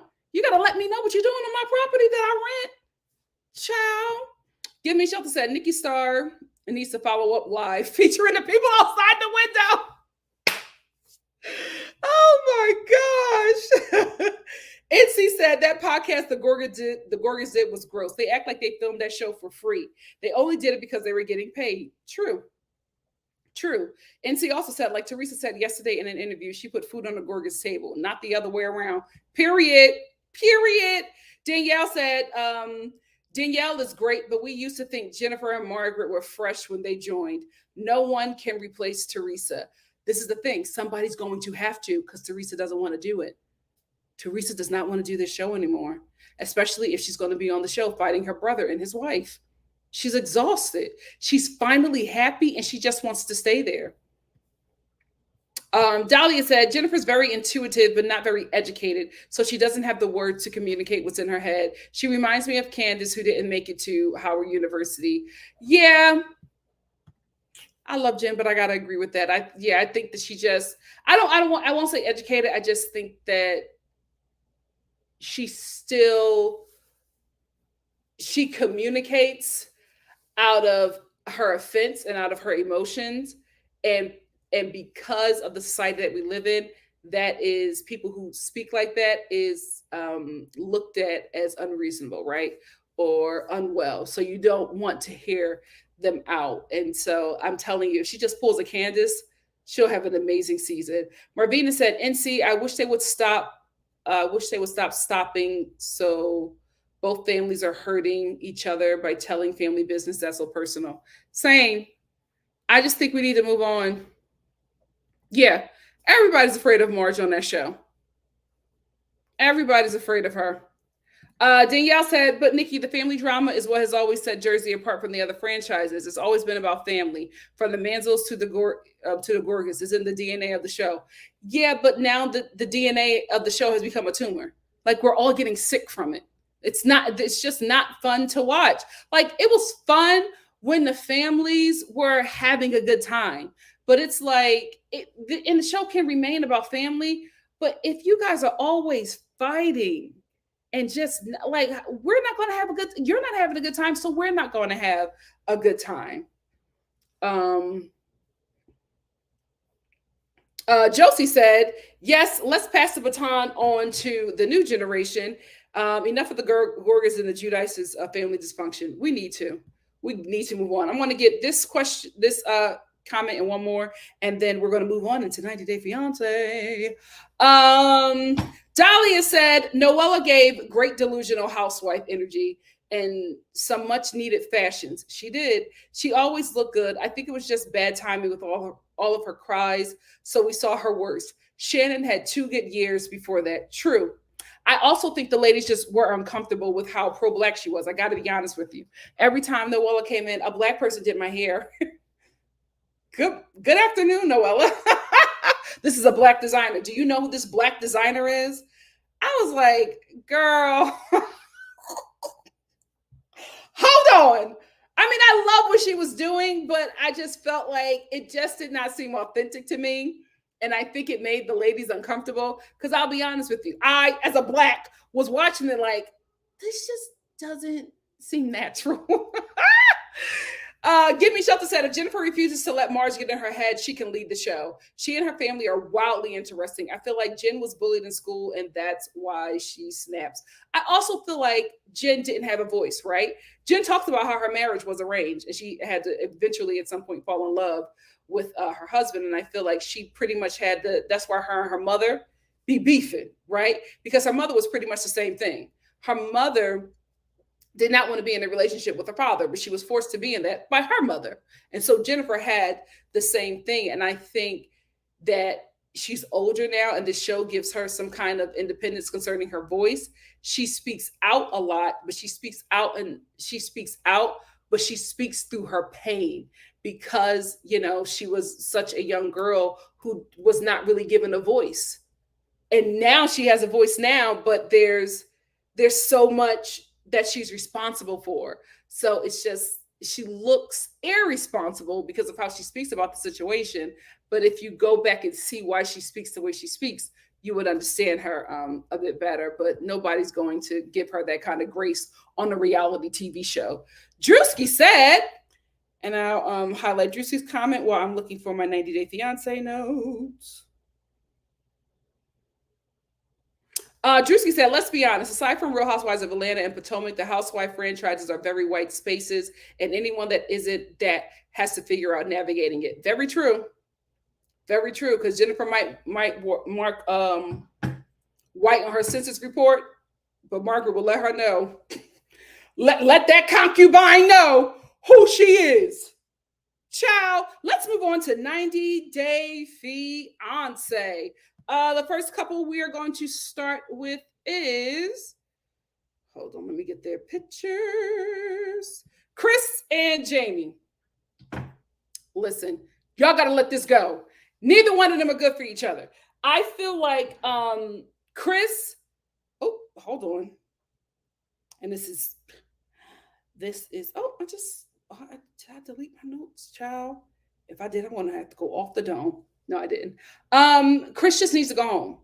Here's why. Chris has so many health issues. And I feel like she needs to be in a place where she is close to her insurance and her doctors. Because, girl, you have all of these issues. In this episode, she revealed that she has an issue with her neck. And she needs to get a surgery, but she won't get the surgery until she absolutely has to. So she'll just take pain pills until the pain becomes unbearable, until the pain pills stop working. Then she'll get the surgery. But the reason why she doesn't want to get the neck surgery is because she's going to have to be in a neck brace for a year. Why in the hell did you move all the way down there? Where's she at? Columbia? Why did you move down there with all of these health issues? Then she has narcolepsy, right? Okay, I thought I said necromancy. So she falls asleep when or wherever. I just feel like she just has a lot going on, and she needs to stay close to her doctors, her medication, and her family, because she doesn't need to be here with someone who is obviously scamming her. We got to tell the truth and shame the devil. Jamie is scamming Chris. And I feel like in this episode, Jamie realized she bit off more than she could chew with this one, that she's not an easy con. Because when Chris was telling her about all of her issues, Jamie was like, it seems like she has a lot of problems. Jamie was instantly regretting this decision because Chris just has so much going on with her health wise. And I'm not saying that because of her health issues that she shouldn't be able to live a full life. I'm saying she needs to make better decisions with her life, because if she's he's moving all my furniture, he better put that back, because if she's choosing to stay in Colombia, right, and she's choosing to, forego her insurance, let's be real, her Obamacare, and, her doctors who have been working with her concerning her situation, you're choosing to forego that and just stay on pain pills. You have to realize you are putting your partner in a position where they are going to have to take care of you in a way that they were probably not prepared for, because at least they thought that you were going to be taking care of yourself. But if you're not, then why are you here? Because if you're not going to be able, because there was a scene where she was trying to access her medication, because she couldn't do that, she had to buy it, but she didn't have the money. So Jamie was able to buy it. And Jamie had a little problem with that, because Jamie did not expect to be putting out any coin. Jamie thought that she was going to be tricked on. She didn't know she was going to be tricking on Chris. That's not what she signed up for. And so I'm just like, listen, again, Chris deserves to have a fun and fulfilling life, and she can absolutely move down to Colombia. But girl, you cannot move down to Colombia and not have, the monies for insurance or a doctor. I don't even know if you pay for insurance there. Forgive me, I'm American. They try to kill us every day. But I'm just like, you have a lot of health issues, and you're moving down to a place where you don't know if you're going to be able to get any care, not even proper care, any care in general. What are we doing here? What are we doing here? And then the fact that you have two grown children at that, who are very concerned, because not only are you their mother moving to Colombia to be with a stranger they ain't never met, you're also their mother with a lot of medical issues. So they stress the hell out. I wouldn't be surprised when she goes back, after she finds out that Jamie is tricking her, when she finally goes back, that her kids they'll probably have no hair. They'll probably have lost all of their eyebrows in the front of their head, stressing out over their mother. Let's do better. Let's do better. Chris, go home. Let's move on to Rishi and Jen. I don't know what the hell is going on here. I don't know what's going on. Normally, I can call everything. I don't know what's happening. Like, these two have absolutely no chemistry. I feel like they've never met. I was watching this episode. I'm like, I think this is the first time that you two have even laid eyes on each other. I feel like the show just casted them for this season, because they do not act like a couple or people who are in love. I don't understand. It's something not quite right here, right? Because it's very obvious to me that they're going to end up in America, right?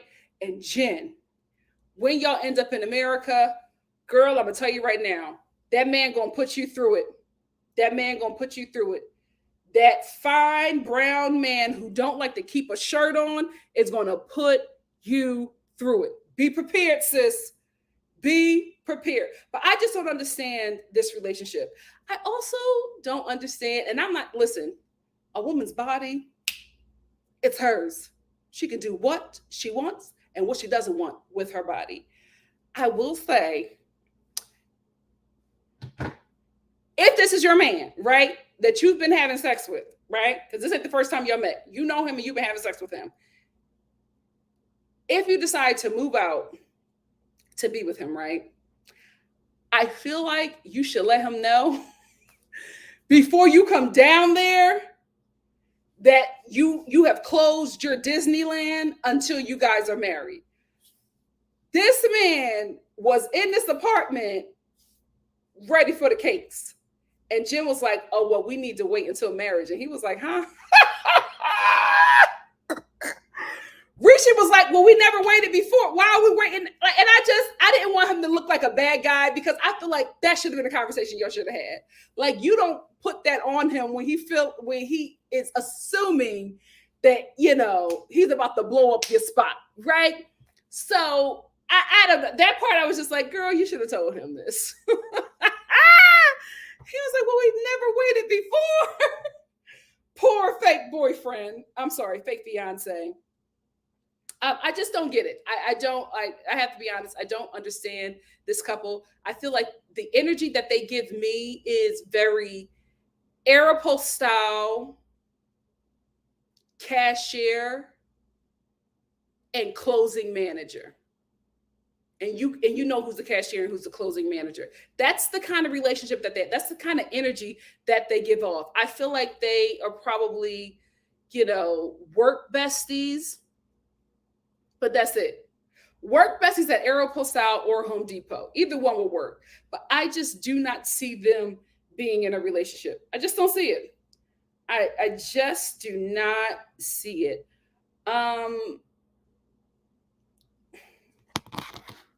And I'm not going to say that he did this on purpose. But I feel like, Rishi leaving her in that freezing apartment to fend for herself after she closed down Disneyland. No, you wasn't mad. Girl, you putting it on him. Anyway, another reason why I feel like this couple is just faking for the show and that the show probably put them together is because when Rishi goes to get Jen a dress that she can dress in traditional wear, to dress traditionally the way that the women in his homeland and community dress, I feel like the stuff that they were picking out for her was ridiculous, right? And I felt like her reaction was just over the top and scripted because she got upset, she got really mad at him, and then she stormed out on him. And I just did not feel like anything that happened in that scene was worth it unless you're trying to build us up to a moment that's going to happen. And that is going to be Rishi's family not accepting Jen as his fiance and fighting their marriage. So I feel like because we no longer have Jenny and Summit, also known as Summit, because we no longer have them on the show. I feel like on 90 Day Fiance the other way, since they're just on the regular 90 Day Fiance, I think now they're trying to replace Jenny and Summit, but you can't replace Jenny and Summit, no shade, with two very dry characters. Jen and Rishi are just very dry. They're just very dry. They have no chemistry. I don't believe for 1 second that they've ever been intimate. I don't believe that Rishi even ever reached out to her. I think they were put together in a casting because this is just not reading very real to me. It isn't. It isn't. And we're probably going to get into it next week, but Jen's friend is doing the most. That friend acts like she wants Rishi, even though she's acting like she's protecting her friend. She gives me something else. Jen, watch her. Watch her. Let's move on to Gabe and Isabel. I was very concerned about Gabe, right? I thought that Isabel was scamming him.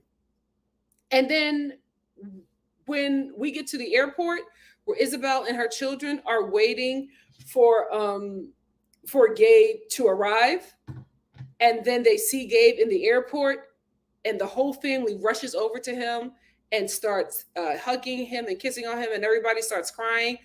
I immediately was like, oh, this is the real deal. At least for the kids. The kids love Gabe. And I was just like, oh, Gabe's sister needs to feel like, I hope she's watching this and just feeling safe, because I'm like, your brother is not in a place where he is not going to be loved on and protected, because they were like, you would have thought Gabe was coming home from war the way they were all over him. So I'm not sure. If y'all got some tea, let me know. But I'm feeling like this might be the real deal. This might be the real deal. I will say, Isabel, it is not on Gabe to tell your family about his dead life, right? And I think that should be his choice on whether he wants to do that.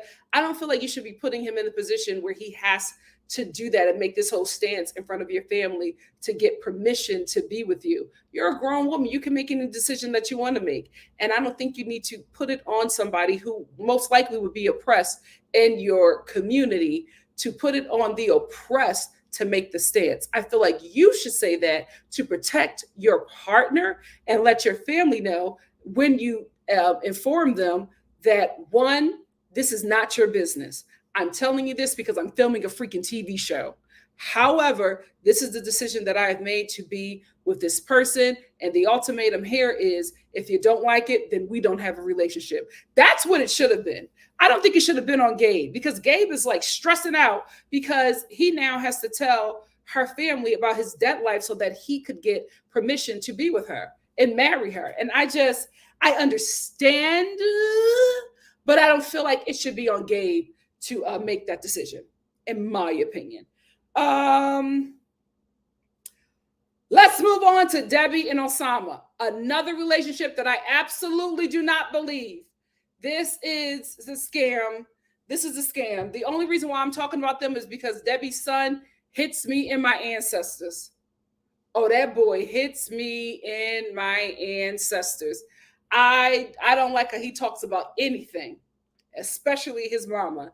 And I think that Debbie knew that knows that the way her son talks to her is disrespectful, because she gave us a disclaimer. She was just like, he's just, he's really abrasive sometimes, but he's a teddy bear. He's just talking to me like that because he cares about me. No, ma'am. No, ma'am.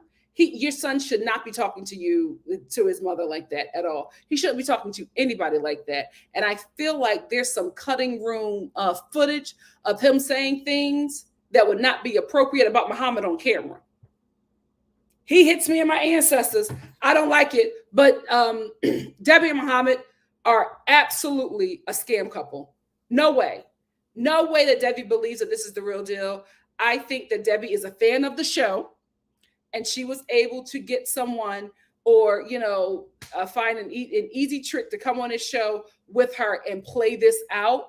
But I don't for one second believe that is a real relationship. I don't think that Debbie realizes that she's not being scammed. I think they're both in on it. If anything, I wouldn't be surprised if Debbie is the mastermind. Let's move on to Nicole and Muhammad. Nicole, go home. Nicole don't like nothing about Egypt or Islam. Like, why did you marry this man? She don't like nothing. As soon as she gets to Egypt, Muhammad is like, cover your puss. He's like, because I can see it. And she's like, what? He was like, you can't be showing that. And she's like, oh my goodness, this is why I left and I didn't want to come. And then she goes and meets with his family. And she's just like, oh, all the foods messed up my stomach. I can't do fried foods. This is why I didn't want to come. Then, the kids or whatever come in, and, the kids start talking to her and just greeting her because they're happy to see her. And she was just like, oh, Muhammad lives with so many people. It's so loud in here. You can never have any peace. This is why I didn't want to come. Girl, go home. You're miserable here. You're miserable in Egypt. Please go home. I don't know why you went through with this wedding in the first place, because you didn't look happy on your wedding day. You're not happy now. Just get out of this. You and Muhammad can find people that will fit the both of your lives and lifestyles. Just go home. She's just not happy. She does not want to be there. And I'm just like, I don't know if I could take a whole season of this, because she's so miserable. Also, sis, you can do whatever you want with your hair. I just want to say you look fabulous with the red hair. The red hair works for you. I feel like the blonde washes you out because it's such a close color to your skin tone. But that red, you eat in that red hair. You absolutely eat. Last thing to say about Nicole before I'm gonna happen to the comment section. This isn't funny.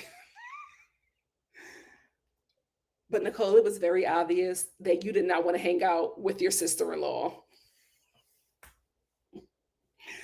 Because Nicole's sister-in-law, I believe that she's from China. She has adapted more to Islam and the Egyptian culture than Nicole. And she's more receptive of this change. Nicole is not. And they were having a conversation, and Nicole was just like, well, you're more engulfed in this than I am. And I just, I'm not, and I feel kind of isolated and lonely. I don't really have anybody to talk to or hang out with. And her sister-in-law was just like, well, you can talk to and hang out with me and you can go out. And Nicole was like,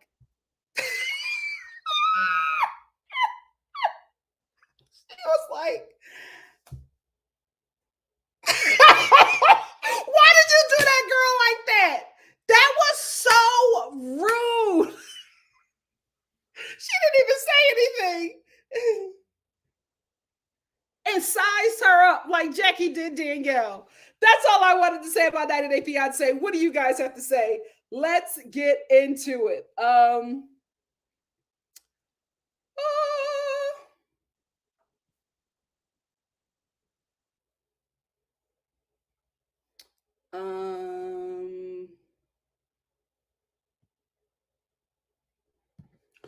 Juicy said, okay, wait, I don't watch 90 Day Fiance, but Rishi is he's very fine.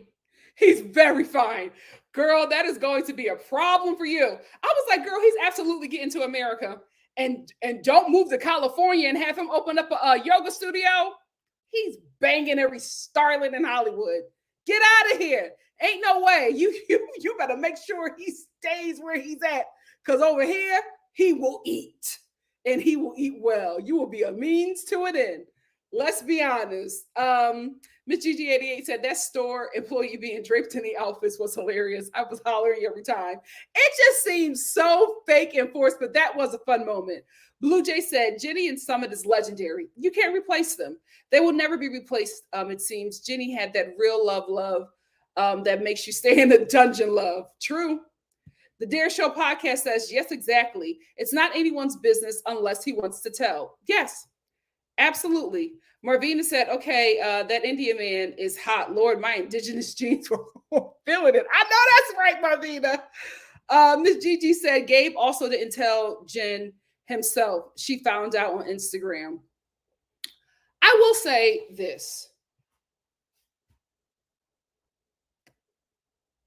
I feel like he was still in the right, in my opinion. And I'm not saying that you were saying that Gabe was in the wrong, but they're dating at this point. They're dating long distance. I feel like if they're when this is like the early stages, you only know so much, right? You only know but so much. So I felt like because it was really early, there's nothing wrong with that. And I'm not saying that you're saying anything is wrong. But he didn't tell her because the relationship was still very new. It was still very new. And then, I don't want to bring that up, but I just, yeah. Like, he's a guy. What does he have to say? Blue Jay said, to me, I don't think a partner who is a part of the LGBT community don't need to say anything to the family. It's none of their business. I agree. Yes, Miami was first. We're about to end with Married at First Sight. In Yarden said, hey, y'all, thanks for keeping me company this week where I have pulled the late nighters for this damn check. I hear you. The Dare Show podcast says Osama is 24, maybe 8 years ago. No, 20 years ago. Listen, the struggle will age you. Unique said, I think that Gabe wants to properly ask for Jen's hand in marriage. I get that. But in that conversation, Jen was like, well, yeah, you're going to tell my is it Jen? What's her name? Isabel. But she's just like, yeah, but you have to tell my family. And I just don't feel like that should be, I don't feel like that should be on Gabe's shoulders. Smitty said, where was Debbie's son on January 6th? Storming the Capitol? Absolutely. Miss Gigi said, Nicole gets on my damn nerves. Girl, why are you there? But then I realized she's back because she wants to be on TV. That might be it. Because she's just so miserable. She hated everything. Cam Delete said, she's not like Avery from a couple of years ago. You have to really be into the religion to live there. Yeah, she don't want to do nothing. And she's just like, I don't know why I did it in the first place. I don't know why I converted in the first place. Go home to those concerned parents.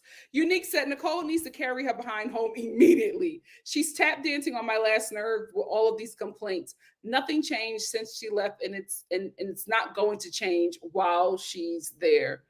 You're right. Miss Gigi said, y'all, they reached a verdict on the murder case. They're announcing it now. this is the thing. I watch true crime stuff.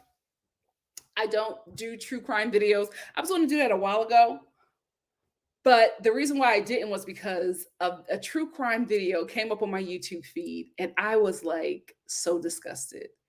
It was a girl doing a woman doing her makeup while talking about the brutal killing of a young woman, and I just was like, why have we become so desensitized as a society?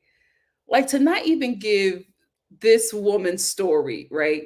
This woman who lost her life in the most brutal way, to not even give her the respect to put down your makeup brush. You like she's literally talking about how this woman got slaughtered, and she's like, "Oh yeah, and I'm using Fenty, blah blah blah blah blah," and I'm like, I felt so uncomfortable. So that I was just like, "Yeah, I'm not doing that." But I said I had to say, if I did do, if I did go along with my idea, I was absolutely going to talk about that case, because I'm telling you, the minute it happened, I was like, "Oh, the father did it." It was so freaking obvious that he did it. So freaking, I was like, there's no other suspects. It's him. It's him. Child, it better be guilty. Guilty. Yep. Guilty. There's nobody else. There was nobody else. It was absolutely him. Good. Good. Tracy, thank you so much. Says, shout out to the NikkiStar replay game. Thanks for watching. Please remember to like the video, leave a comment, and subscribe to the channel if you haven't, and share the channel to your social media. Thank you, Tracy. Spitzy said, did you see the preview? Nicole was crying. Of course she's crying. Girl, go home. She complained about everything. She was literally there for like an hour. I couldn't do it. I could not do it. And I felt like Muhammad's family was trying to be so accommodating to her, and she was just so negative. Absolutely not. Absolutely not. Listen, I'm not going to battle you guys about the person that you love. Listen, of course, a lot of people love her. She has a lot of followers, but for me, it didn't sit right with my spirit. As for me in my house, I didn't like it. I feel like we're just very desensitized at this point, and I just think that I don't know. I just didn't like it. And then there was a whole thing on TikTok about that missing YouTuber, and I didn't like it. It was giving me ambulance chaser. You know what I mean? Like, just trying to be the first one to announce it. I didn't like it. I don't know who it is. The video came up, and it might be the person that you're talking about, but it's just weird for me. That's what it is. And I'm telling you, I have not been able to like get into true crime since. It was that in the missing YouTuber, and how people were just like eating that up, and I'm like, somebody died. Somebody was murdered. I couldn't. I'm telling you, ever since, I have not watched Snapped. I have not watched I'm telling you guys, like, it just made me sick to my core, and I feel like I'm out of the game. I'm out of the game. Ain't that something? And y'all know I was an IG channel hoe. I ain't even watched the first 48, because one of you guys sent me something about one of the guys on Love After Lockup about his mother. Her case is on the first 48. I have it. I still can't watch it. Ain't that crazy? That is so. I'm just turned off from it completely. Hey, Asatu. All right, don't worry. We got a lot to talk about. We're about to get into Married at First Sight. Inyanan says, I agree. I don't do comedy. There's comedy. Child. I can't. Again, I love who you love, support who you want to support. I'm not coming at any of y'all faves. I'm just saying, for me, it just turned me off. It just turned me off. But I said that to say, if I did do true crime stuff like that, that would have been my case, because I knew it. Detective-Star was on it. I was like, it's him. It's him. Like, all roads lead to him. It is absolutely him. Let's get into Married at First Sight. Where the hell are my notes?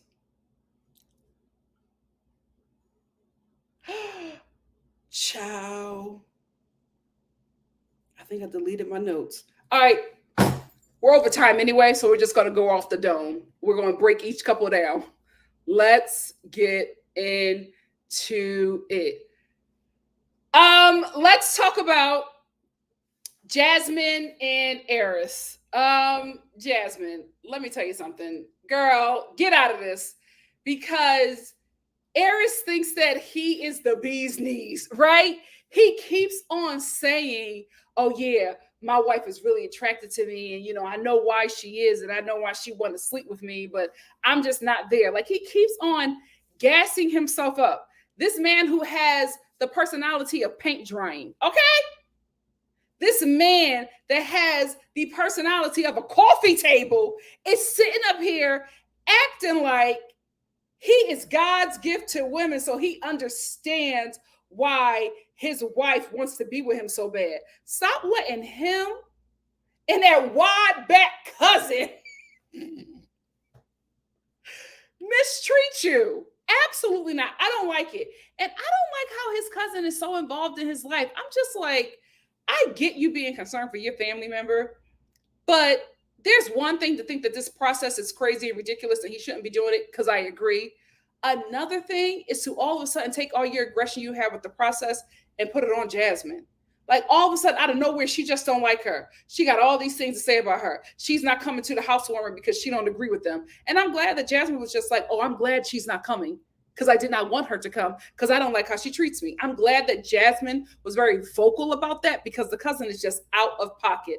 I don't know if she just wants camera time or if she really feels this way about Jasmine. Either way, it's weird. It's giving that you're in love with your cousin. Like, this love here is starting to look a little perverted. It's starting to look a little perverted. I don't like it. I do not like it. And I'm glad that Jasmine is speaking up for herself, but I need her to start speaking up for herself a bit more concerning that man, because he is just acting like he is the best thing smoking, that he's doing Jasmine a favor. Absolutely not. And I love how her family is protecting her and letting her know that you are special as well. So you don't have to take no mistreatment from him or his family. You are special as well. Let's move on to, I'm saving them for last because I found some tea out on them. Let's move on to the only couple that I think is actually going to work. I don't see any other couple working but Chris and Nicole. They're the only couple that makes sense. They're the only couple that seems real to me. I feel like we're going to see them on Couples Cam, Married at First Sight Couples Cam, and I feel like we're going to get babies from them at some point, because it's just, they are both doing the work and they both seem to want to be in this relationship with each other. Like, it does not seem that it's one person is more attracted, one person that wants to get out. It seems like they are both at the same place in their life, and they are choosing to make a decision to make this process work. But fortunately for them, this process is able to work where they were paired up with people that they are interested in and that they are attracted to. So it's not that difficult for them. Now, I know next episode, Chris, I probably would have never said that, especially on camera, that Chris is going to let Nicole know that she's a little thicker than what he wants. When will men learn? Did you not see what happened to that to the ginger? Did you not see what happened to him when he was talking about the thickness of a woman's body and how he desires something a little slimmer? Do you not see what happened to him? Why in the hell would you say that to Nicole? I get that he was trying to have an open and honest moment with her, but I felt like for Nicole, she was embarrassed by it, and she probably would have received the conversation had he not said it on camera. But I like this couple. I think they're going to work. I think we're absolutely going to see them on Couples Cam. Let's move on to the Bishop and the First Lady of this season. Bishop Shaq and First Lady Kirsten, because they are absolutely the Kojic couple of the season. They have the chemistry of a swordfish in a lake. I don't know what that means. But they have absolutely no chemistry, but the Christianity is going to keep them together. I'm telling you, Kirsten reminds me of so many girls that I grew up in church with. So many women who are just raised to be first ladies. That is what I get from her. And she found herself a bishop. So she is A-okay. I think they're also going to work as well. And I think it's because of their religious belief. I feel like Christianity is going to keep them together. This absolutely looks like a black church couple. Absolutely. Absolutely. This is his youth pastor picture. This is Shaq's youth pastor's picture. We will see an updated picture later on when he is anointed to be a bishop. They're going to work. No chemistry, but Christianity is a strong bond. And let's end with McKinley and Dominique. First, I will be honest with you. I was on McKinley's side. Here is why. Dominique seemed irrational and unstable because of her age. I just did not understand some of the reactions she was having to things. It seems like she did not want the relationship to work. She seemed like she had a lot of issues with McKinley. Can you pick up your feet? Oh my goodness, Mom. Seems like she had a lot of issues with McKinley and that he could never do anything right. Although I get, Mom, so ghetto. Although I get her being like, I want a husband that has housing. You know what I mean? I took you to my apartment. You're taking me to your basement bachelor pad in somebody else's house. You don't seem stable. That made sense to me, right? But it just seemed like everything he did annoyed her. I felt like she would watch him sleep and his breathing, right? His heart beating got on her nerves. So I was on McKinley's side with the fact that I felt like, and Pastor Clark, the black pastor that gets everything wrong. What happened to Devon Franklin? Are we ever going to see him? Have we ever seen him on this show? What happened with that? Give me the tea in the chat because I know you got it. I know you got it, Tracy. But I agreed with them that she was far too young. And I think that this was an experience that her mother wanted her to have and that it was not something that she wanted because the mom was so disappointed. And I'm just like, if your daughter is telling you all of these issues, why are you still rooting for her to finish out the process? But I still was on McKinley's side because I just felt like she did not want to put in the work to make the relationship work. The tide for me started to turn when McKinley and Dominique sat down with the rest of the group. And I felt as if the group was pressuring her to stay in the process and stay in this marriage with someone that she had made a definitive decision on that she did no longer wanted to be married to. And I think she felt pressure to say yes. And she confirms that when her and McKinley go back to their apartment and he's like, so did you say yes that you would, work on this relationship because you meant it or because you felt pressured? She was like, no, I felt pressured. The relationship is over. She was like, yeah, I still want a divorce. Here are I'm going to get the last of my things. See you. Like she was done. Right. And I left that episode being like, yeah, maybe you were too young. Maybe you should not have done this because even McKinley was just like, the way she's going about this process is how a young person would, somebody 25 would deal with this. And I still think that she was far too young to go through this process. But then I watched the after show and I remember you guys all said, Nikki, watch the after show because it gives you more insight into the episode. And I was just like, I don't feel like watching any more TV after I've given this show 2 hours of my time. But this time I watched the after show because I was watching it on the DVR and it just went right into the next episode. And on the after show, Dominique said that McKinley wanted the divorce as well. But she was just like, when we got on camera, he was acting like it was just my decision.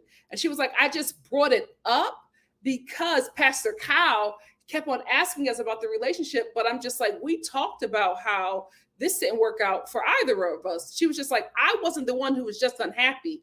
He was unhappy as well. He was telling me that he wanted a different wife. So I already felt like I wasn't wanted or desired. So I was already pulling away from him at that point. But then when the cameras come in, all of a sudden he wants to make this relationship work. And she was just like, I just didn't feel safe being in a relationship with somebody who tells me that I'm not what he wants, but then gets on camera and says something different. So that is why I decided to leave. And I absolutely believe her. So I'm glad that I watched the after show because I got a truly different perspective. And I get it. I get where she's coming from, and I agree with her. And even Jasmine was just like, yeah, there's another side of him that you guys just don't see.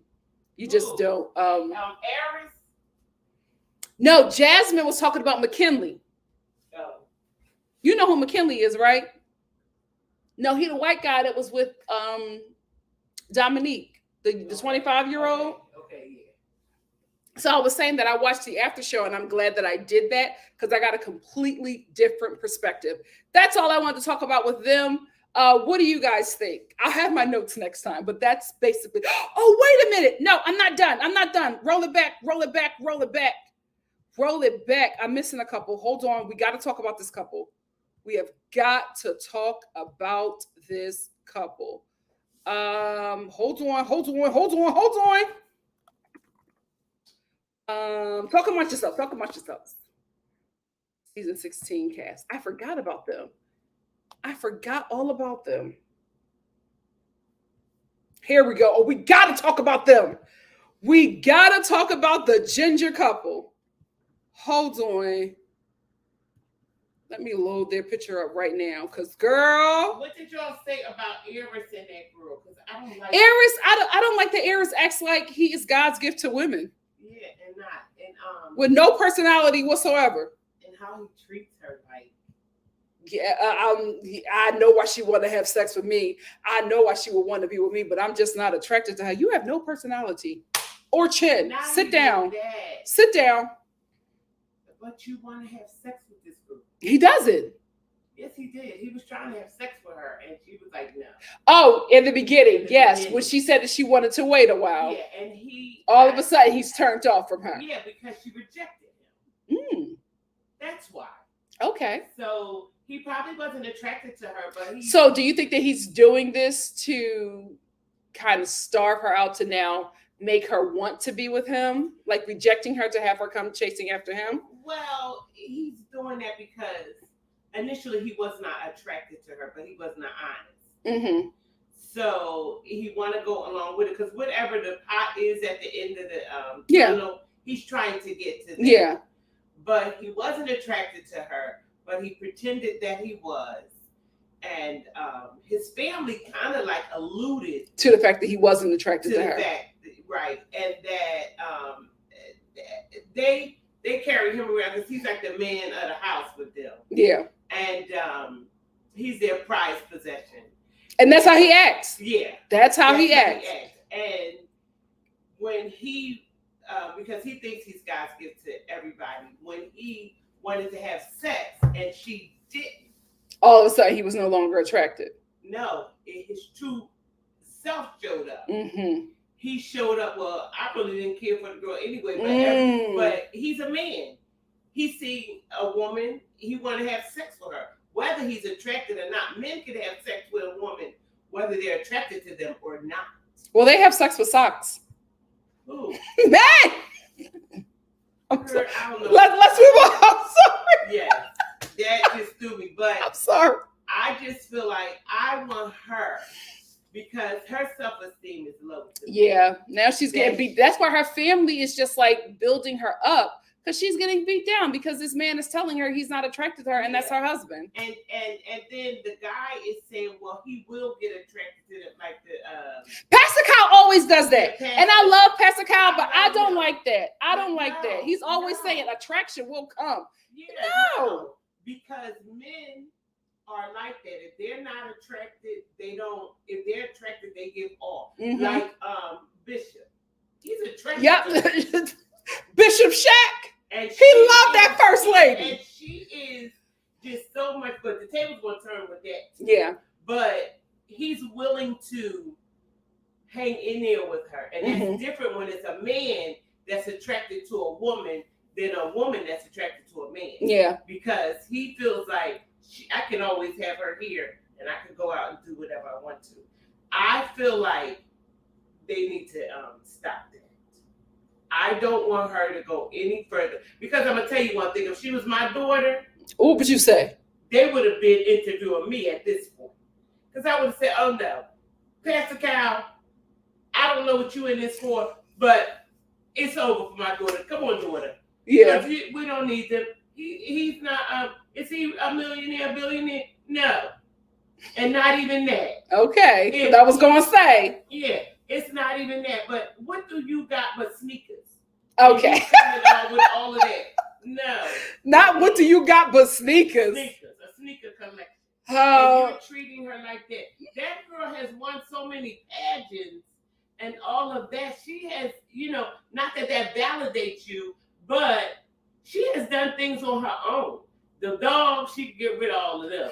That's too many dogs. That's the only thing I agree with him on. All them dogs. Now come on. She's selling them. She breeded. Yeah. That's income. That's income. Not only that, that's a profession. Like, people breed dogs. Like, you don't even know nothing about that because you buy them sneakers. You don't even know. Why are you so mad at him about the sneakers? Because he's in love with sneakers. But he don't even know that that's a lucrative business. It might stink, but it's a lucrative business. Okay. You might have to take it outside of the house. Okay, Mama Star, you're going on a tangent, but thank you for your input. But I just don't want. And she don't watch this show. And then he got his hands on her leg and all of that. No, move. Okay. Move. Okay. You don't want me. If you don't want me, then don't talk to me. Come on, Fantasia. Go ahead and free yourself. Yes. Period. Thank you. Thank you, Mama Star. Let's get into Clint and Gina. Here's what I want to say. First of all, is Gina passing? Anyway, because Gina got some features where I'm just like, I'm not quite sure. But Clint, what Clint said about her body was not right. But we need to be honest. There's no but. What he said about her body was not right. First of all, no shade. They're a terrible match. I don't know why the experts put them together. Because they're not experts. Yeah, this is purely entertainment. These two are a terrible match. It makes no sense. There's like nothing that they have in common. I do not get it outside of entertainment, outside of seeing this relationship crash and burn. What Clint said about her body was hook them up like a Monique and Derek. Okay, thank you, Mom. What Clint said about Gina's body is wrong. Like it was not nice. However. No buts or however. Clint said what he said to Gina to get his lick back. Because Gina said to this man on camera that she does not know why the experts put her with a ginger because she is not attracted to gingers. So she let him know a redhead. So she let him know that he was not her physical type. So what Clint did is act like he was not hurt by that, and then he waited for his moment to get his lick back and embarrass her because she embarrassed him. So he said in front of the group, she's not my physical type, but I'm willing to make it work. Because Gina got hurt by him saying something about her physically, she did not hear the fact that he said the same thing that she said about him. He just used her body and not her hair color like she did with him. He was getting his lick back. To be honest, he was being absolutely petty.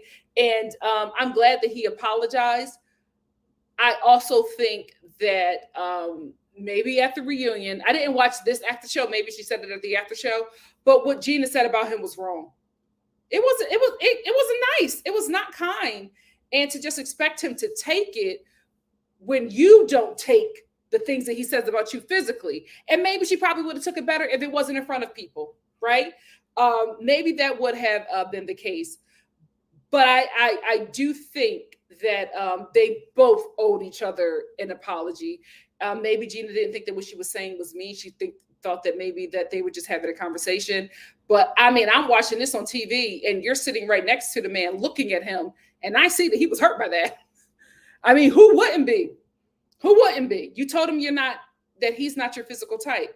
And then he said the same thing to you, but he said it in front of people and on camera. Too. She said it in front of the No, she didn't say it in front of the group. Millions of people. Yeah, she did. She said it on camera. Yeah. But him saying that about her body in front of all the other women, difference. it is. But Mom, I'm saying it gave her an audience that was there in the moment to fight for her, because all the women were like, "Oh no, oh that's not right, Clint. Get it right, Clint." Then it was all of a sudden that Clint is the problem. I feel like what he said to her was worse than or what validated what made her feel like, well, I didn't really say anything, but you said something that was worse. You can't evaluate those. They both are the same thing. Yeah. What she said to him hurt him. But he said it in front of everybody, so everybody responded to the things that he said. So now she has decided they shouldn't have put them together. And but she now don't want to sleep with him, she doesn't. She's not attracted to him, and he's not attracted to her. I think the feeling is mutual. But I think Clint wants this check because he just he wants some more money to put into his boats. Okay. Clint doesn't give me a worker. Trying to make it to the end. And that's another reason why I think the show put them together to crash and burn, because you're putting somebody who doesn't want to work with a workaholic. A lot of the people don't want to work. Yeah, but no, Clint has made it clear, like it's not for him. Okay. It's not for him. But Gina is a workaholic. Yeah. But it seems like Clint might have a little nest egg or something to just be on these boats. You know, he has like all his boats at a yacht club. Like you got to have some kind of coin. But I think this check will be, some more money in the pot and allow him to live the life that he lives. But he probably is a trust fund kid or something. He doesn't give me trust fund, but he might. I think he probably came into some money. Yeah, that's what I'm saying. Yeah, he had some money in. He bought some boats, and those boats make money sitting there because he can rent them out. True. Yeah. Very, very true. I still think that this was an ill-matched. He don't want no hard labor. He don't want no hard labor. He wants to sail and just enjoy his life, and he's with the workaholic. Even if they were attracted to each other, it still would not have worked because Gina would not leave that job, and Clint would want his wife to probably travel with him on his boats, and Gina wouldn't leave her job. So, especially her business that she built. So we know that. I haven't read any spoilers, but I would be surprised if this couple lasts. I thought that they would have lasted longer than McKinley and Dominique. Dominique was like, yeah, it's a divorce for me. Like, I don't want to be in this situation. And I really felt so bad for her because on the after show, she was just like, for the rest of my life, I have to, introduce myself as somebody who was divorced. And Keisha Pulliam was just like, girl, I was divorced. It's not, it's something you can get over. She was like, but now that is a part of who I am. And that's not what I wanted going into this process. Well, she could pick it up and carry that if she wanted to, but I would tell them I was never married. Can they get these, can they get it annulled? Yes. I hope so. I hope so. Oh, that's the clause. They can get it annulled right away. And she want to carry that, let her carry it. But I would let into this. No, I've never been married. See? Okay, mama. Wow, you call that a marriage? That was a joke. She has strong opinions. But yeah, I think that Clint and Gina were ill-matched. And I get that Clint rubs people the wrong way, but I feel like now he's become enemy number one because of the situation with Gina. And now Gina doesn't know she wants to be, with him, and she's struggling on if she should be in the apartment. She finally agreed to move in the apartment, but just be in separate rooms. And I feel I thought she wanted a divorce. She didn't want to be in the process, but Pastor Kyle, convinced her. I seen her leaving, though. Yeah, but she moved into the place with him. They are living in separate rooms. Dominique, the black girl, the biracial girl, she was the one who left. Not Gina. Gina's the one with the guy that said that she's a little bigger than he's used to. She moved in? She moved in. They're living in separate rooms though. Okay. I feel like they did this to. What is this, a check or they just that's what it's given. I was about to say. I think it's a check. I don't think they like each other. I think I have to convince her so they wouldn't lose so many couples. Probably, but I also think that they're not. But I also think that they probably agreed to just go throughout the process and get the check at the end. That's what I think. Oh, okay. Just for the viewers' sake. Yeah. Poor Dominique. I don't think she's gonna get the check that was promised to her. I mean, she basically cut herself out of half the majority of the season. They'll probably get a little stuff, but she's not gonna get what everybody else who made it to decision day gets though. But she doesn't care.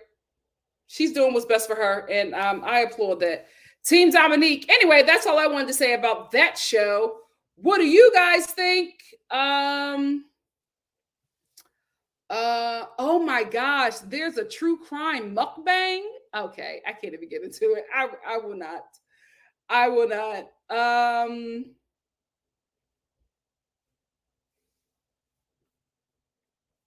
NC said Jasmine has to stop contributing to him gassing himself up though. True. She never misses an opportunity to tell everyone that she's ready for him to throw her back out. LOL. Sis, just chill. Very true. Who? Jasmine and Aris. She says that she's ready for him to rip her clothes off. No, she's not. She's just saying that she feels like he's pulling away. Mom, I think you like we all do. I think you feel bad for Jasmine, but you have to be honest. She is. No, she wants to sleep with him. No, she don't. She feels he's pulling back, and every woman want to be desired by her man. So now she's willing to have sex with him. She wasn't willing. Why didn't she do it the first night then? But now that he's pulling back, what's different? He's pulling back. He don't want her. So now she's feeling like she's going to, if she give him a little cookie. Yeah, little taste of it. It'll throw him, because then that'll take her to do things to him that she probably don't want to do, but she will please him. Oh, yeah. Just to keep him. And that's ridiculous. Where is her mother? Okay. And her family? Okay. So her girl. Not the Kojic couple. Did I lie? Bishop Shaq and First Lady Kirsten. Where they don't sleep together. Well, they do sleep together, and she sleeps up under him. And I'm gonna tell you one thing. Oh my goodness, that Kojic couple is not having sex. I didn't say they were. But honey, if he start looking at somebody else, you're gonna see First Lady. I'm not attracted to him. Go running crazy. Listen, Kirsten. I'm telling you right now. All the stuff that you were saying on this show is BS, because she's just like, I can see myself falling for him eventually, but right now I'm not attracted to him. Girl, you are attracted to the provision. That's what it is. The man is a workaholic. Yes. He gonna take care of you. Yes. She's attracted to the provision. Yep. She ain't going nowhere. And Yarden said, someone tell these ladies. I have a daughter. No. Who you got for Bishop Shaq? Mom, anyway. How old is he? Not an age that any of us wants. How old is he? Mom, move on. That man in Yarden said, someone tell these ladies there are handsome, cool Christian dudes that you can have chemistry with. That's right. You don't gotta suffer, sis. I know that's right. You gotta settle for them. She doesn't, but she's attracted to his provision. He gonna take care of her well, and she knows that. So she gonna make it work. But I'm gonna tell you one thing. Listen. Y'all may not want to listen to me, but I want to tell you something. The tables are going to turn. And she gonna be chasing him with a flashlight in the daytime. The feelings is going to change. I've lived a lot of life to see that. After a while, okay. Bishop going to say, she don't watch this show. Bishop going to say, you know what? Okay. If you don't want me, then don't talk to me. Mom, at this point, you're just going to have to call in on the show. Excuse me. Blue Jay said, not shaming anyone for a preference, but it does make me uncomfortable if this man is going to tell her that she's a little bit bigger than what he wanted. That kind of gave me an ick a little. It should. It should. It gave me an ick. Because first of all, it's a lot of big guys on this show saying they want smaller women. Sir, let's take care of your fupa first. Yeah. And I feel like if we're talking about Chris, I feel like he said that because he also struggles with his body. And I think he said that because he probably sees something in her, and it's kind of not in Nicole, but he does notice her body in a certain way because of how he feels about his body. Well, no, I think he probably was a chubby kid. Oh, he needed a little waist. He gives me former chubby kid. Too. And he seems like he's probably going to be a chubby elder. Ooh. He does. Spency said, why do they always set up the women with men who don't have their stuff together? Yeah, there's no way they should have, to be quite honest with you, McKinley should have never been on the show. McKinley just moved. Where are they at? Nashville. He just moved there and he was just passing by. He just wanted something to do. He was running from something. Like, he's living in the basement. No way was that man ready for a marriage at all. He just wanted to be on the show. That girl wasn't for him at first, but when she seen that basement, all bets was off. Yeah, because where are they going to go? Where are they going to go? They going to her place. And then she was like, well, what kind of, you've been 10 places. Yeah, she was just like, and do you plan on staying here? He didn't have a definitive answer. He's just passing by. But you want a wife? Okay. He was unstable. He should not have been on that show. Yeah. Deborah said, Jasmine is like another Page. Yeah. This man has zero attraction to you and wants you as a caretaker only, yet you continue to gas him up. You know what I hate that Eris says about Jasmine? He's just like, I know that, if I'm ever sick in the hospital, I know she'll take care of me. Yeah. I know she'll make sure that I'm well taken care of. Yeah. I don't like that. So you're looking for a home health aide. I don't like that. You're not looking for a wife. Not like that. You're not looking for a wife. You're looking for a home because health aide. The way he was saying it, the way he says that, it's as if I know she'll always take care of my home no matter what I do. Yeah. And I didn't like it. Yeah, and I didn't like it. He grew up like that. His family, whatever he did, it was okay. Yeah. I think because he lost his father at a very young age, I think everybody just handled him with kid gloves because it still affects him. Yeah. And why wouldn't it? You know what I mean? But that doesn't mean that you have to treat your wife like this. Yeah. Yeah. That's what I think that is. That's what I think that is. Let's get to Unique. Unique Hunter said, I feel like Mac was only in town for 5 months. It's a 3-month process for them to get chosen. So it wouldn't make any sense to get into a lease just to buy out of it if the marriage worked. But he didn't mention that. He had just come from somewhere and he was just like, yeah, I'm just staying here, just trying to see if I like it here. And Dominique has a life in Nashville. Like, she has a life there. So she probably doesn't want to get with somebody who's not really, really lives where she lives and really stable there, because he might want to go somewhere else. Plus, he was somewhere else before he was there. Yeah, I don't know what he's running from, or if he's just burnt out and wants to It's the cops looking for him. Okay. All right. Girl, all these Greek son said Dominique gives me 25 and delusional. Her conversation with her mom confirms that. So I can't fully believe her after party statement saying Mac was totally different off screen. Oh. Okay. Greek said, I'm not here for it. Courtney said, I know he was wrong, but I know he did tit for tat because Gina started it with the ginger comment. She was being really disrespectful. Yeah. And she never apologized to him for that. He was getting his lick back. He was being petty. He was being petty. True. NC said, Pastor Kyle is so unserious, telling Dom she needs to admit she's too young, while he was the pastor who while he was correct. Pastor, you're the one who cast her. They knew what they were doing, all for drama. You put somebody with a person who was passing by through the place where they live. Very disappointed. with her. Yeah. Oh, he was very disappointed.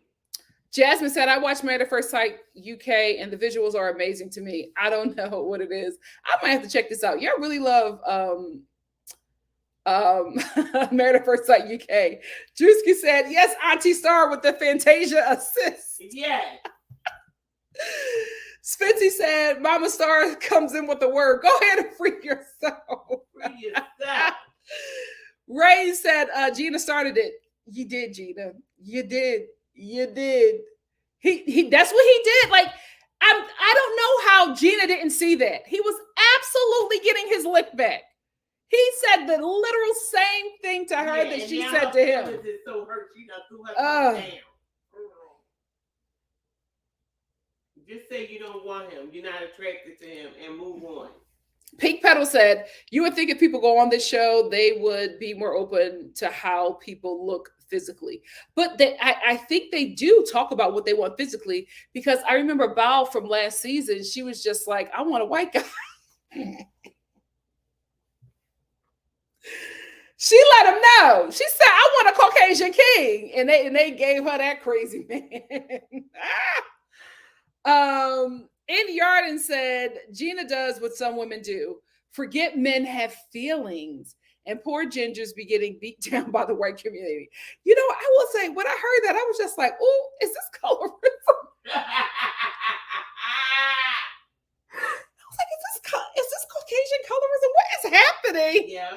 And I felt so bad for Clint, because he was just sitting there staring at her like, he can't change that. Like, that's who he is. And you're literally telling him that who he is just, you don't want that. Like, you specifically said ginger. So anybody, any man, any good man with red hair, you just would have walked by because of the color of their hair. What is that? Ginger. I couldn't believe it. Jasmine said, I wish they would stop coming on the show worried about physical attraction if they can't handle it or if it blocks the progress of the relationship. It's called Married at First Sight, LOL. So that's annoying. True. Oh, he did. What an unfortunate turn of events. Oh, that's what you do. Walk away when you're wrong. He was heated with her. And I feel like that's not the first time that Clint heard that.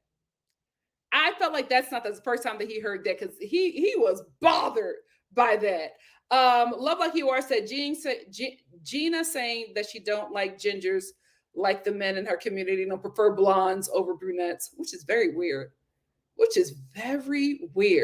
Unique said Clint actually has a job. He works remotely, so he's able to do his boating and get a coin. Yeah, I didn't mean. I think he did say Yeah, I didn't mean that Clint like doesn't work. I think that Clint is not married to work like Gina is. Dahlia said, no, Mama Star. Only one couple was able to get it successfully annulled, and that's because the man lied to everyone, including the producers. The contract states that it has to be a divorce. Oh, okay. Wow. Well, I was thinking that it could be annulled because it's so quick. Yeah, because annulled. But they're going through the show process. You have to be married under a year. Yes, but they're going through the show process, so the show probably won't let them get divorced until a year. Okay. Because divorce or no. Yes. I would still let them know. But what I'm saying is, I wasn't married. That was playing. Like when this show is, I think when the show like gets to the year mark of the last season, all of a sudden we start hearing about breakups and things of that nature. So that could be very well true that's what they make them do. They must have to stay until after the deadline or whatever. Whatever or stay married until then. Love, whatever the case may be. You would tell them you wasn't real. It wasn't real for you. It wasn't real. That wasn't really, just for the show. Unique Hunter said, my mama is trying to set me up with Bishop Shaq too, child. Oh Lord.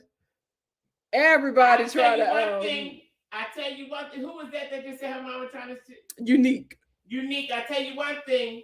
If we put a little something on social media that we finding him another, we'll see the first lady. The first lady will show up. No, that's my man. Yeah. Oh goodness. We need to start a campaign for him. Hey, Miss Tia, how are you? Glad you're here. Unique also said, Mac said that they had a discussion about his living situation while they were on the honeymoon, and Dom seemed okay. But when they got to his place, she started acting different and shut down. I think he probably told her it was probably a better situation than what it was. Because when she saw that basement apartment, she was like, okay.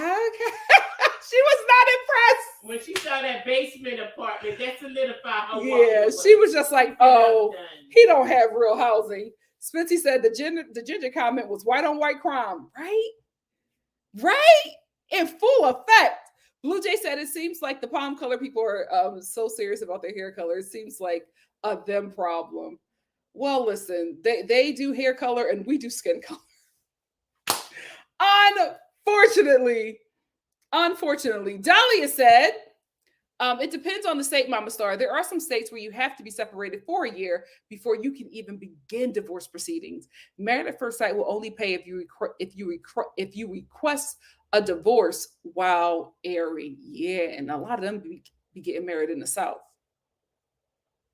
Ciao. Again, I don't care what it is. I would tell my new guy that was fake. Ciao. That was just for TV. We wasn't really married. Say what you want, but the court say something else. Anyway, Star fam, let me get out of here. Thank you all for hanging out with me for almost 3 hours. I love y'all, but we had a lot of shows to get through. Mom, you know what, Mom? Because this is the thing. You do this because you're banned. You do this because you're banned. Star fam. So no, Mom. Jasmine and Bishop, somebody else. Mom, you are going to have to request a booking. Okay. You're going to have to request a booking, and there will be rules. Well, I'll request a booking on Reasonably Shady. Tracy says, shout out to the Nikki.Star replay gang. Thanks for watching. Please remember to like this video, leave a comment, subscribe to the channel if you haven't, and share the channel to your social media. Yes, Star fam, please make sure before you leave, make sure you like the video. Let's get these likes up. Thank you all for joining me. We had a good time. Love you, Star family. I'm going to continue up the reality TV chats if my schedule doesn't permit a singular live. But I'll try to get back to just the one show lives when I do have the time. But again, thank you all so much for joining me. Love you much, and I'll see you soon for something else. Oh, tomorrow we got to talk about the Bravo universe again and all the drama going on with that show, with those shows. Lord, Bravo won't let me rest this week. Ciao. All right, y'all, let me get out of here. I love y'all. See you soon. Are you going to say bye, Mom?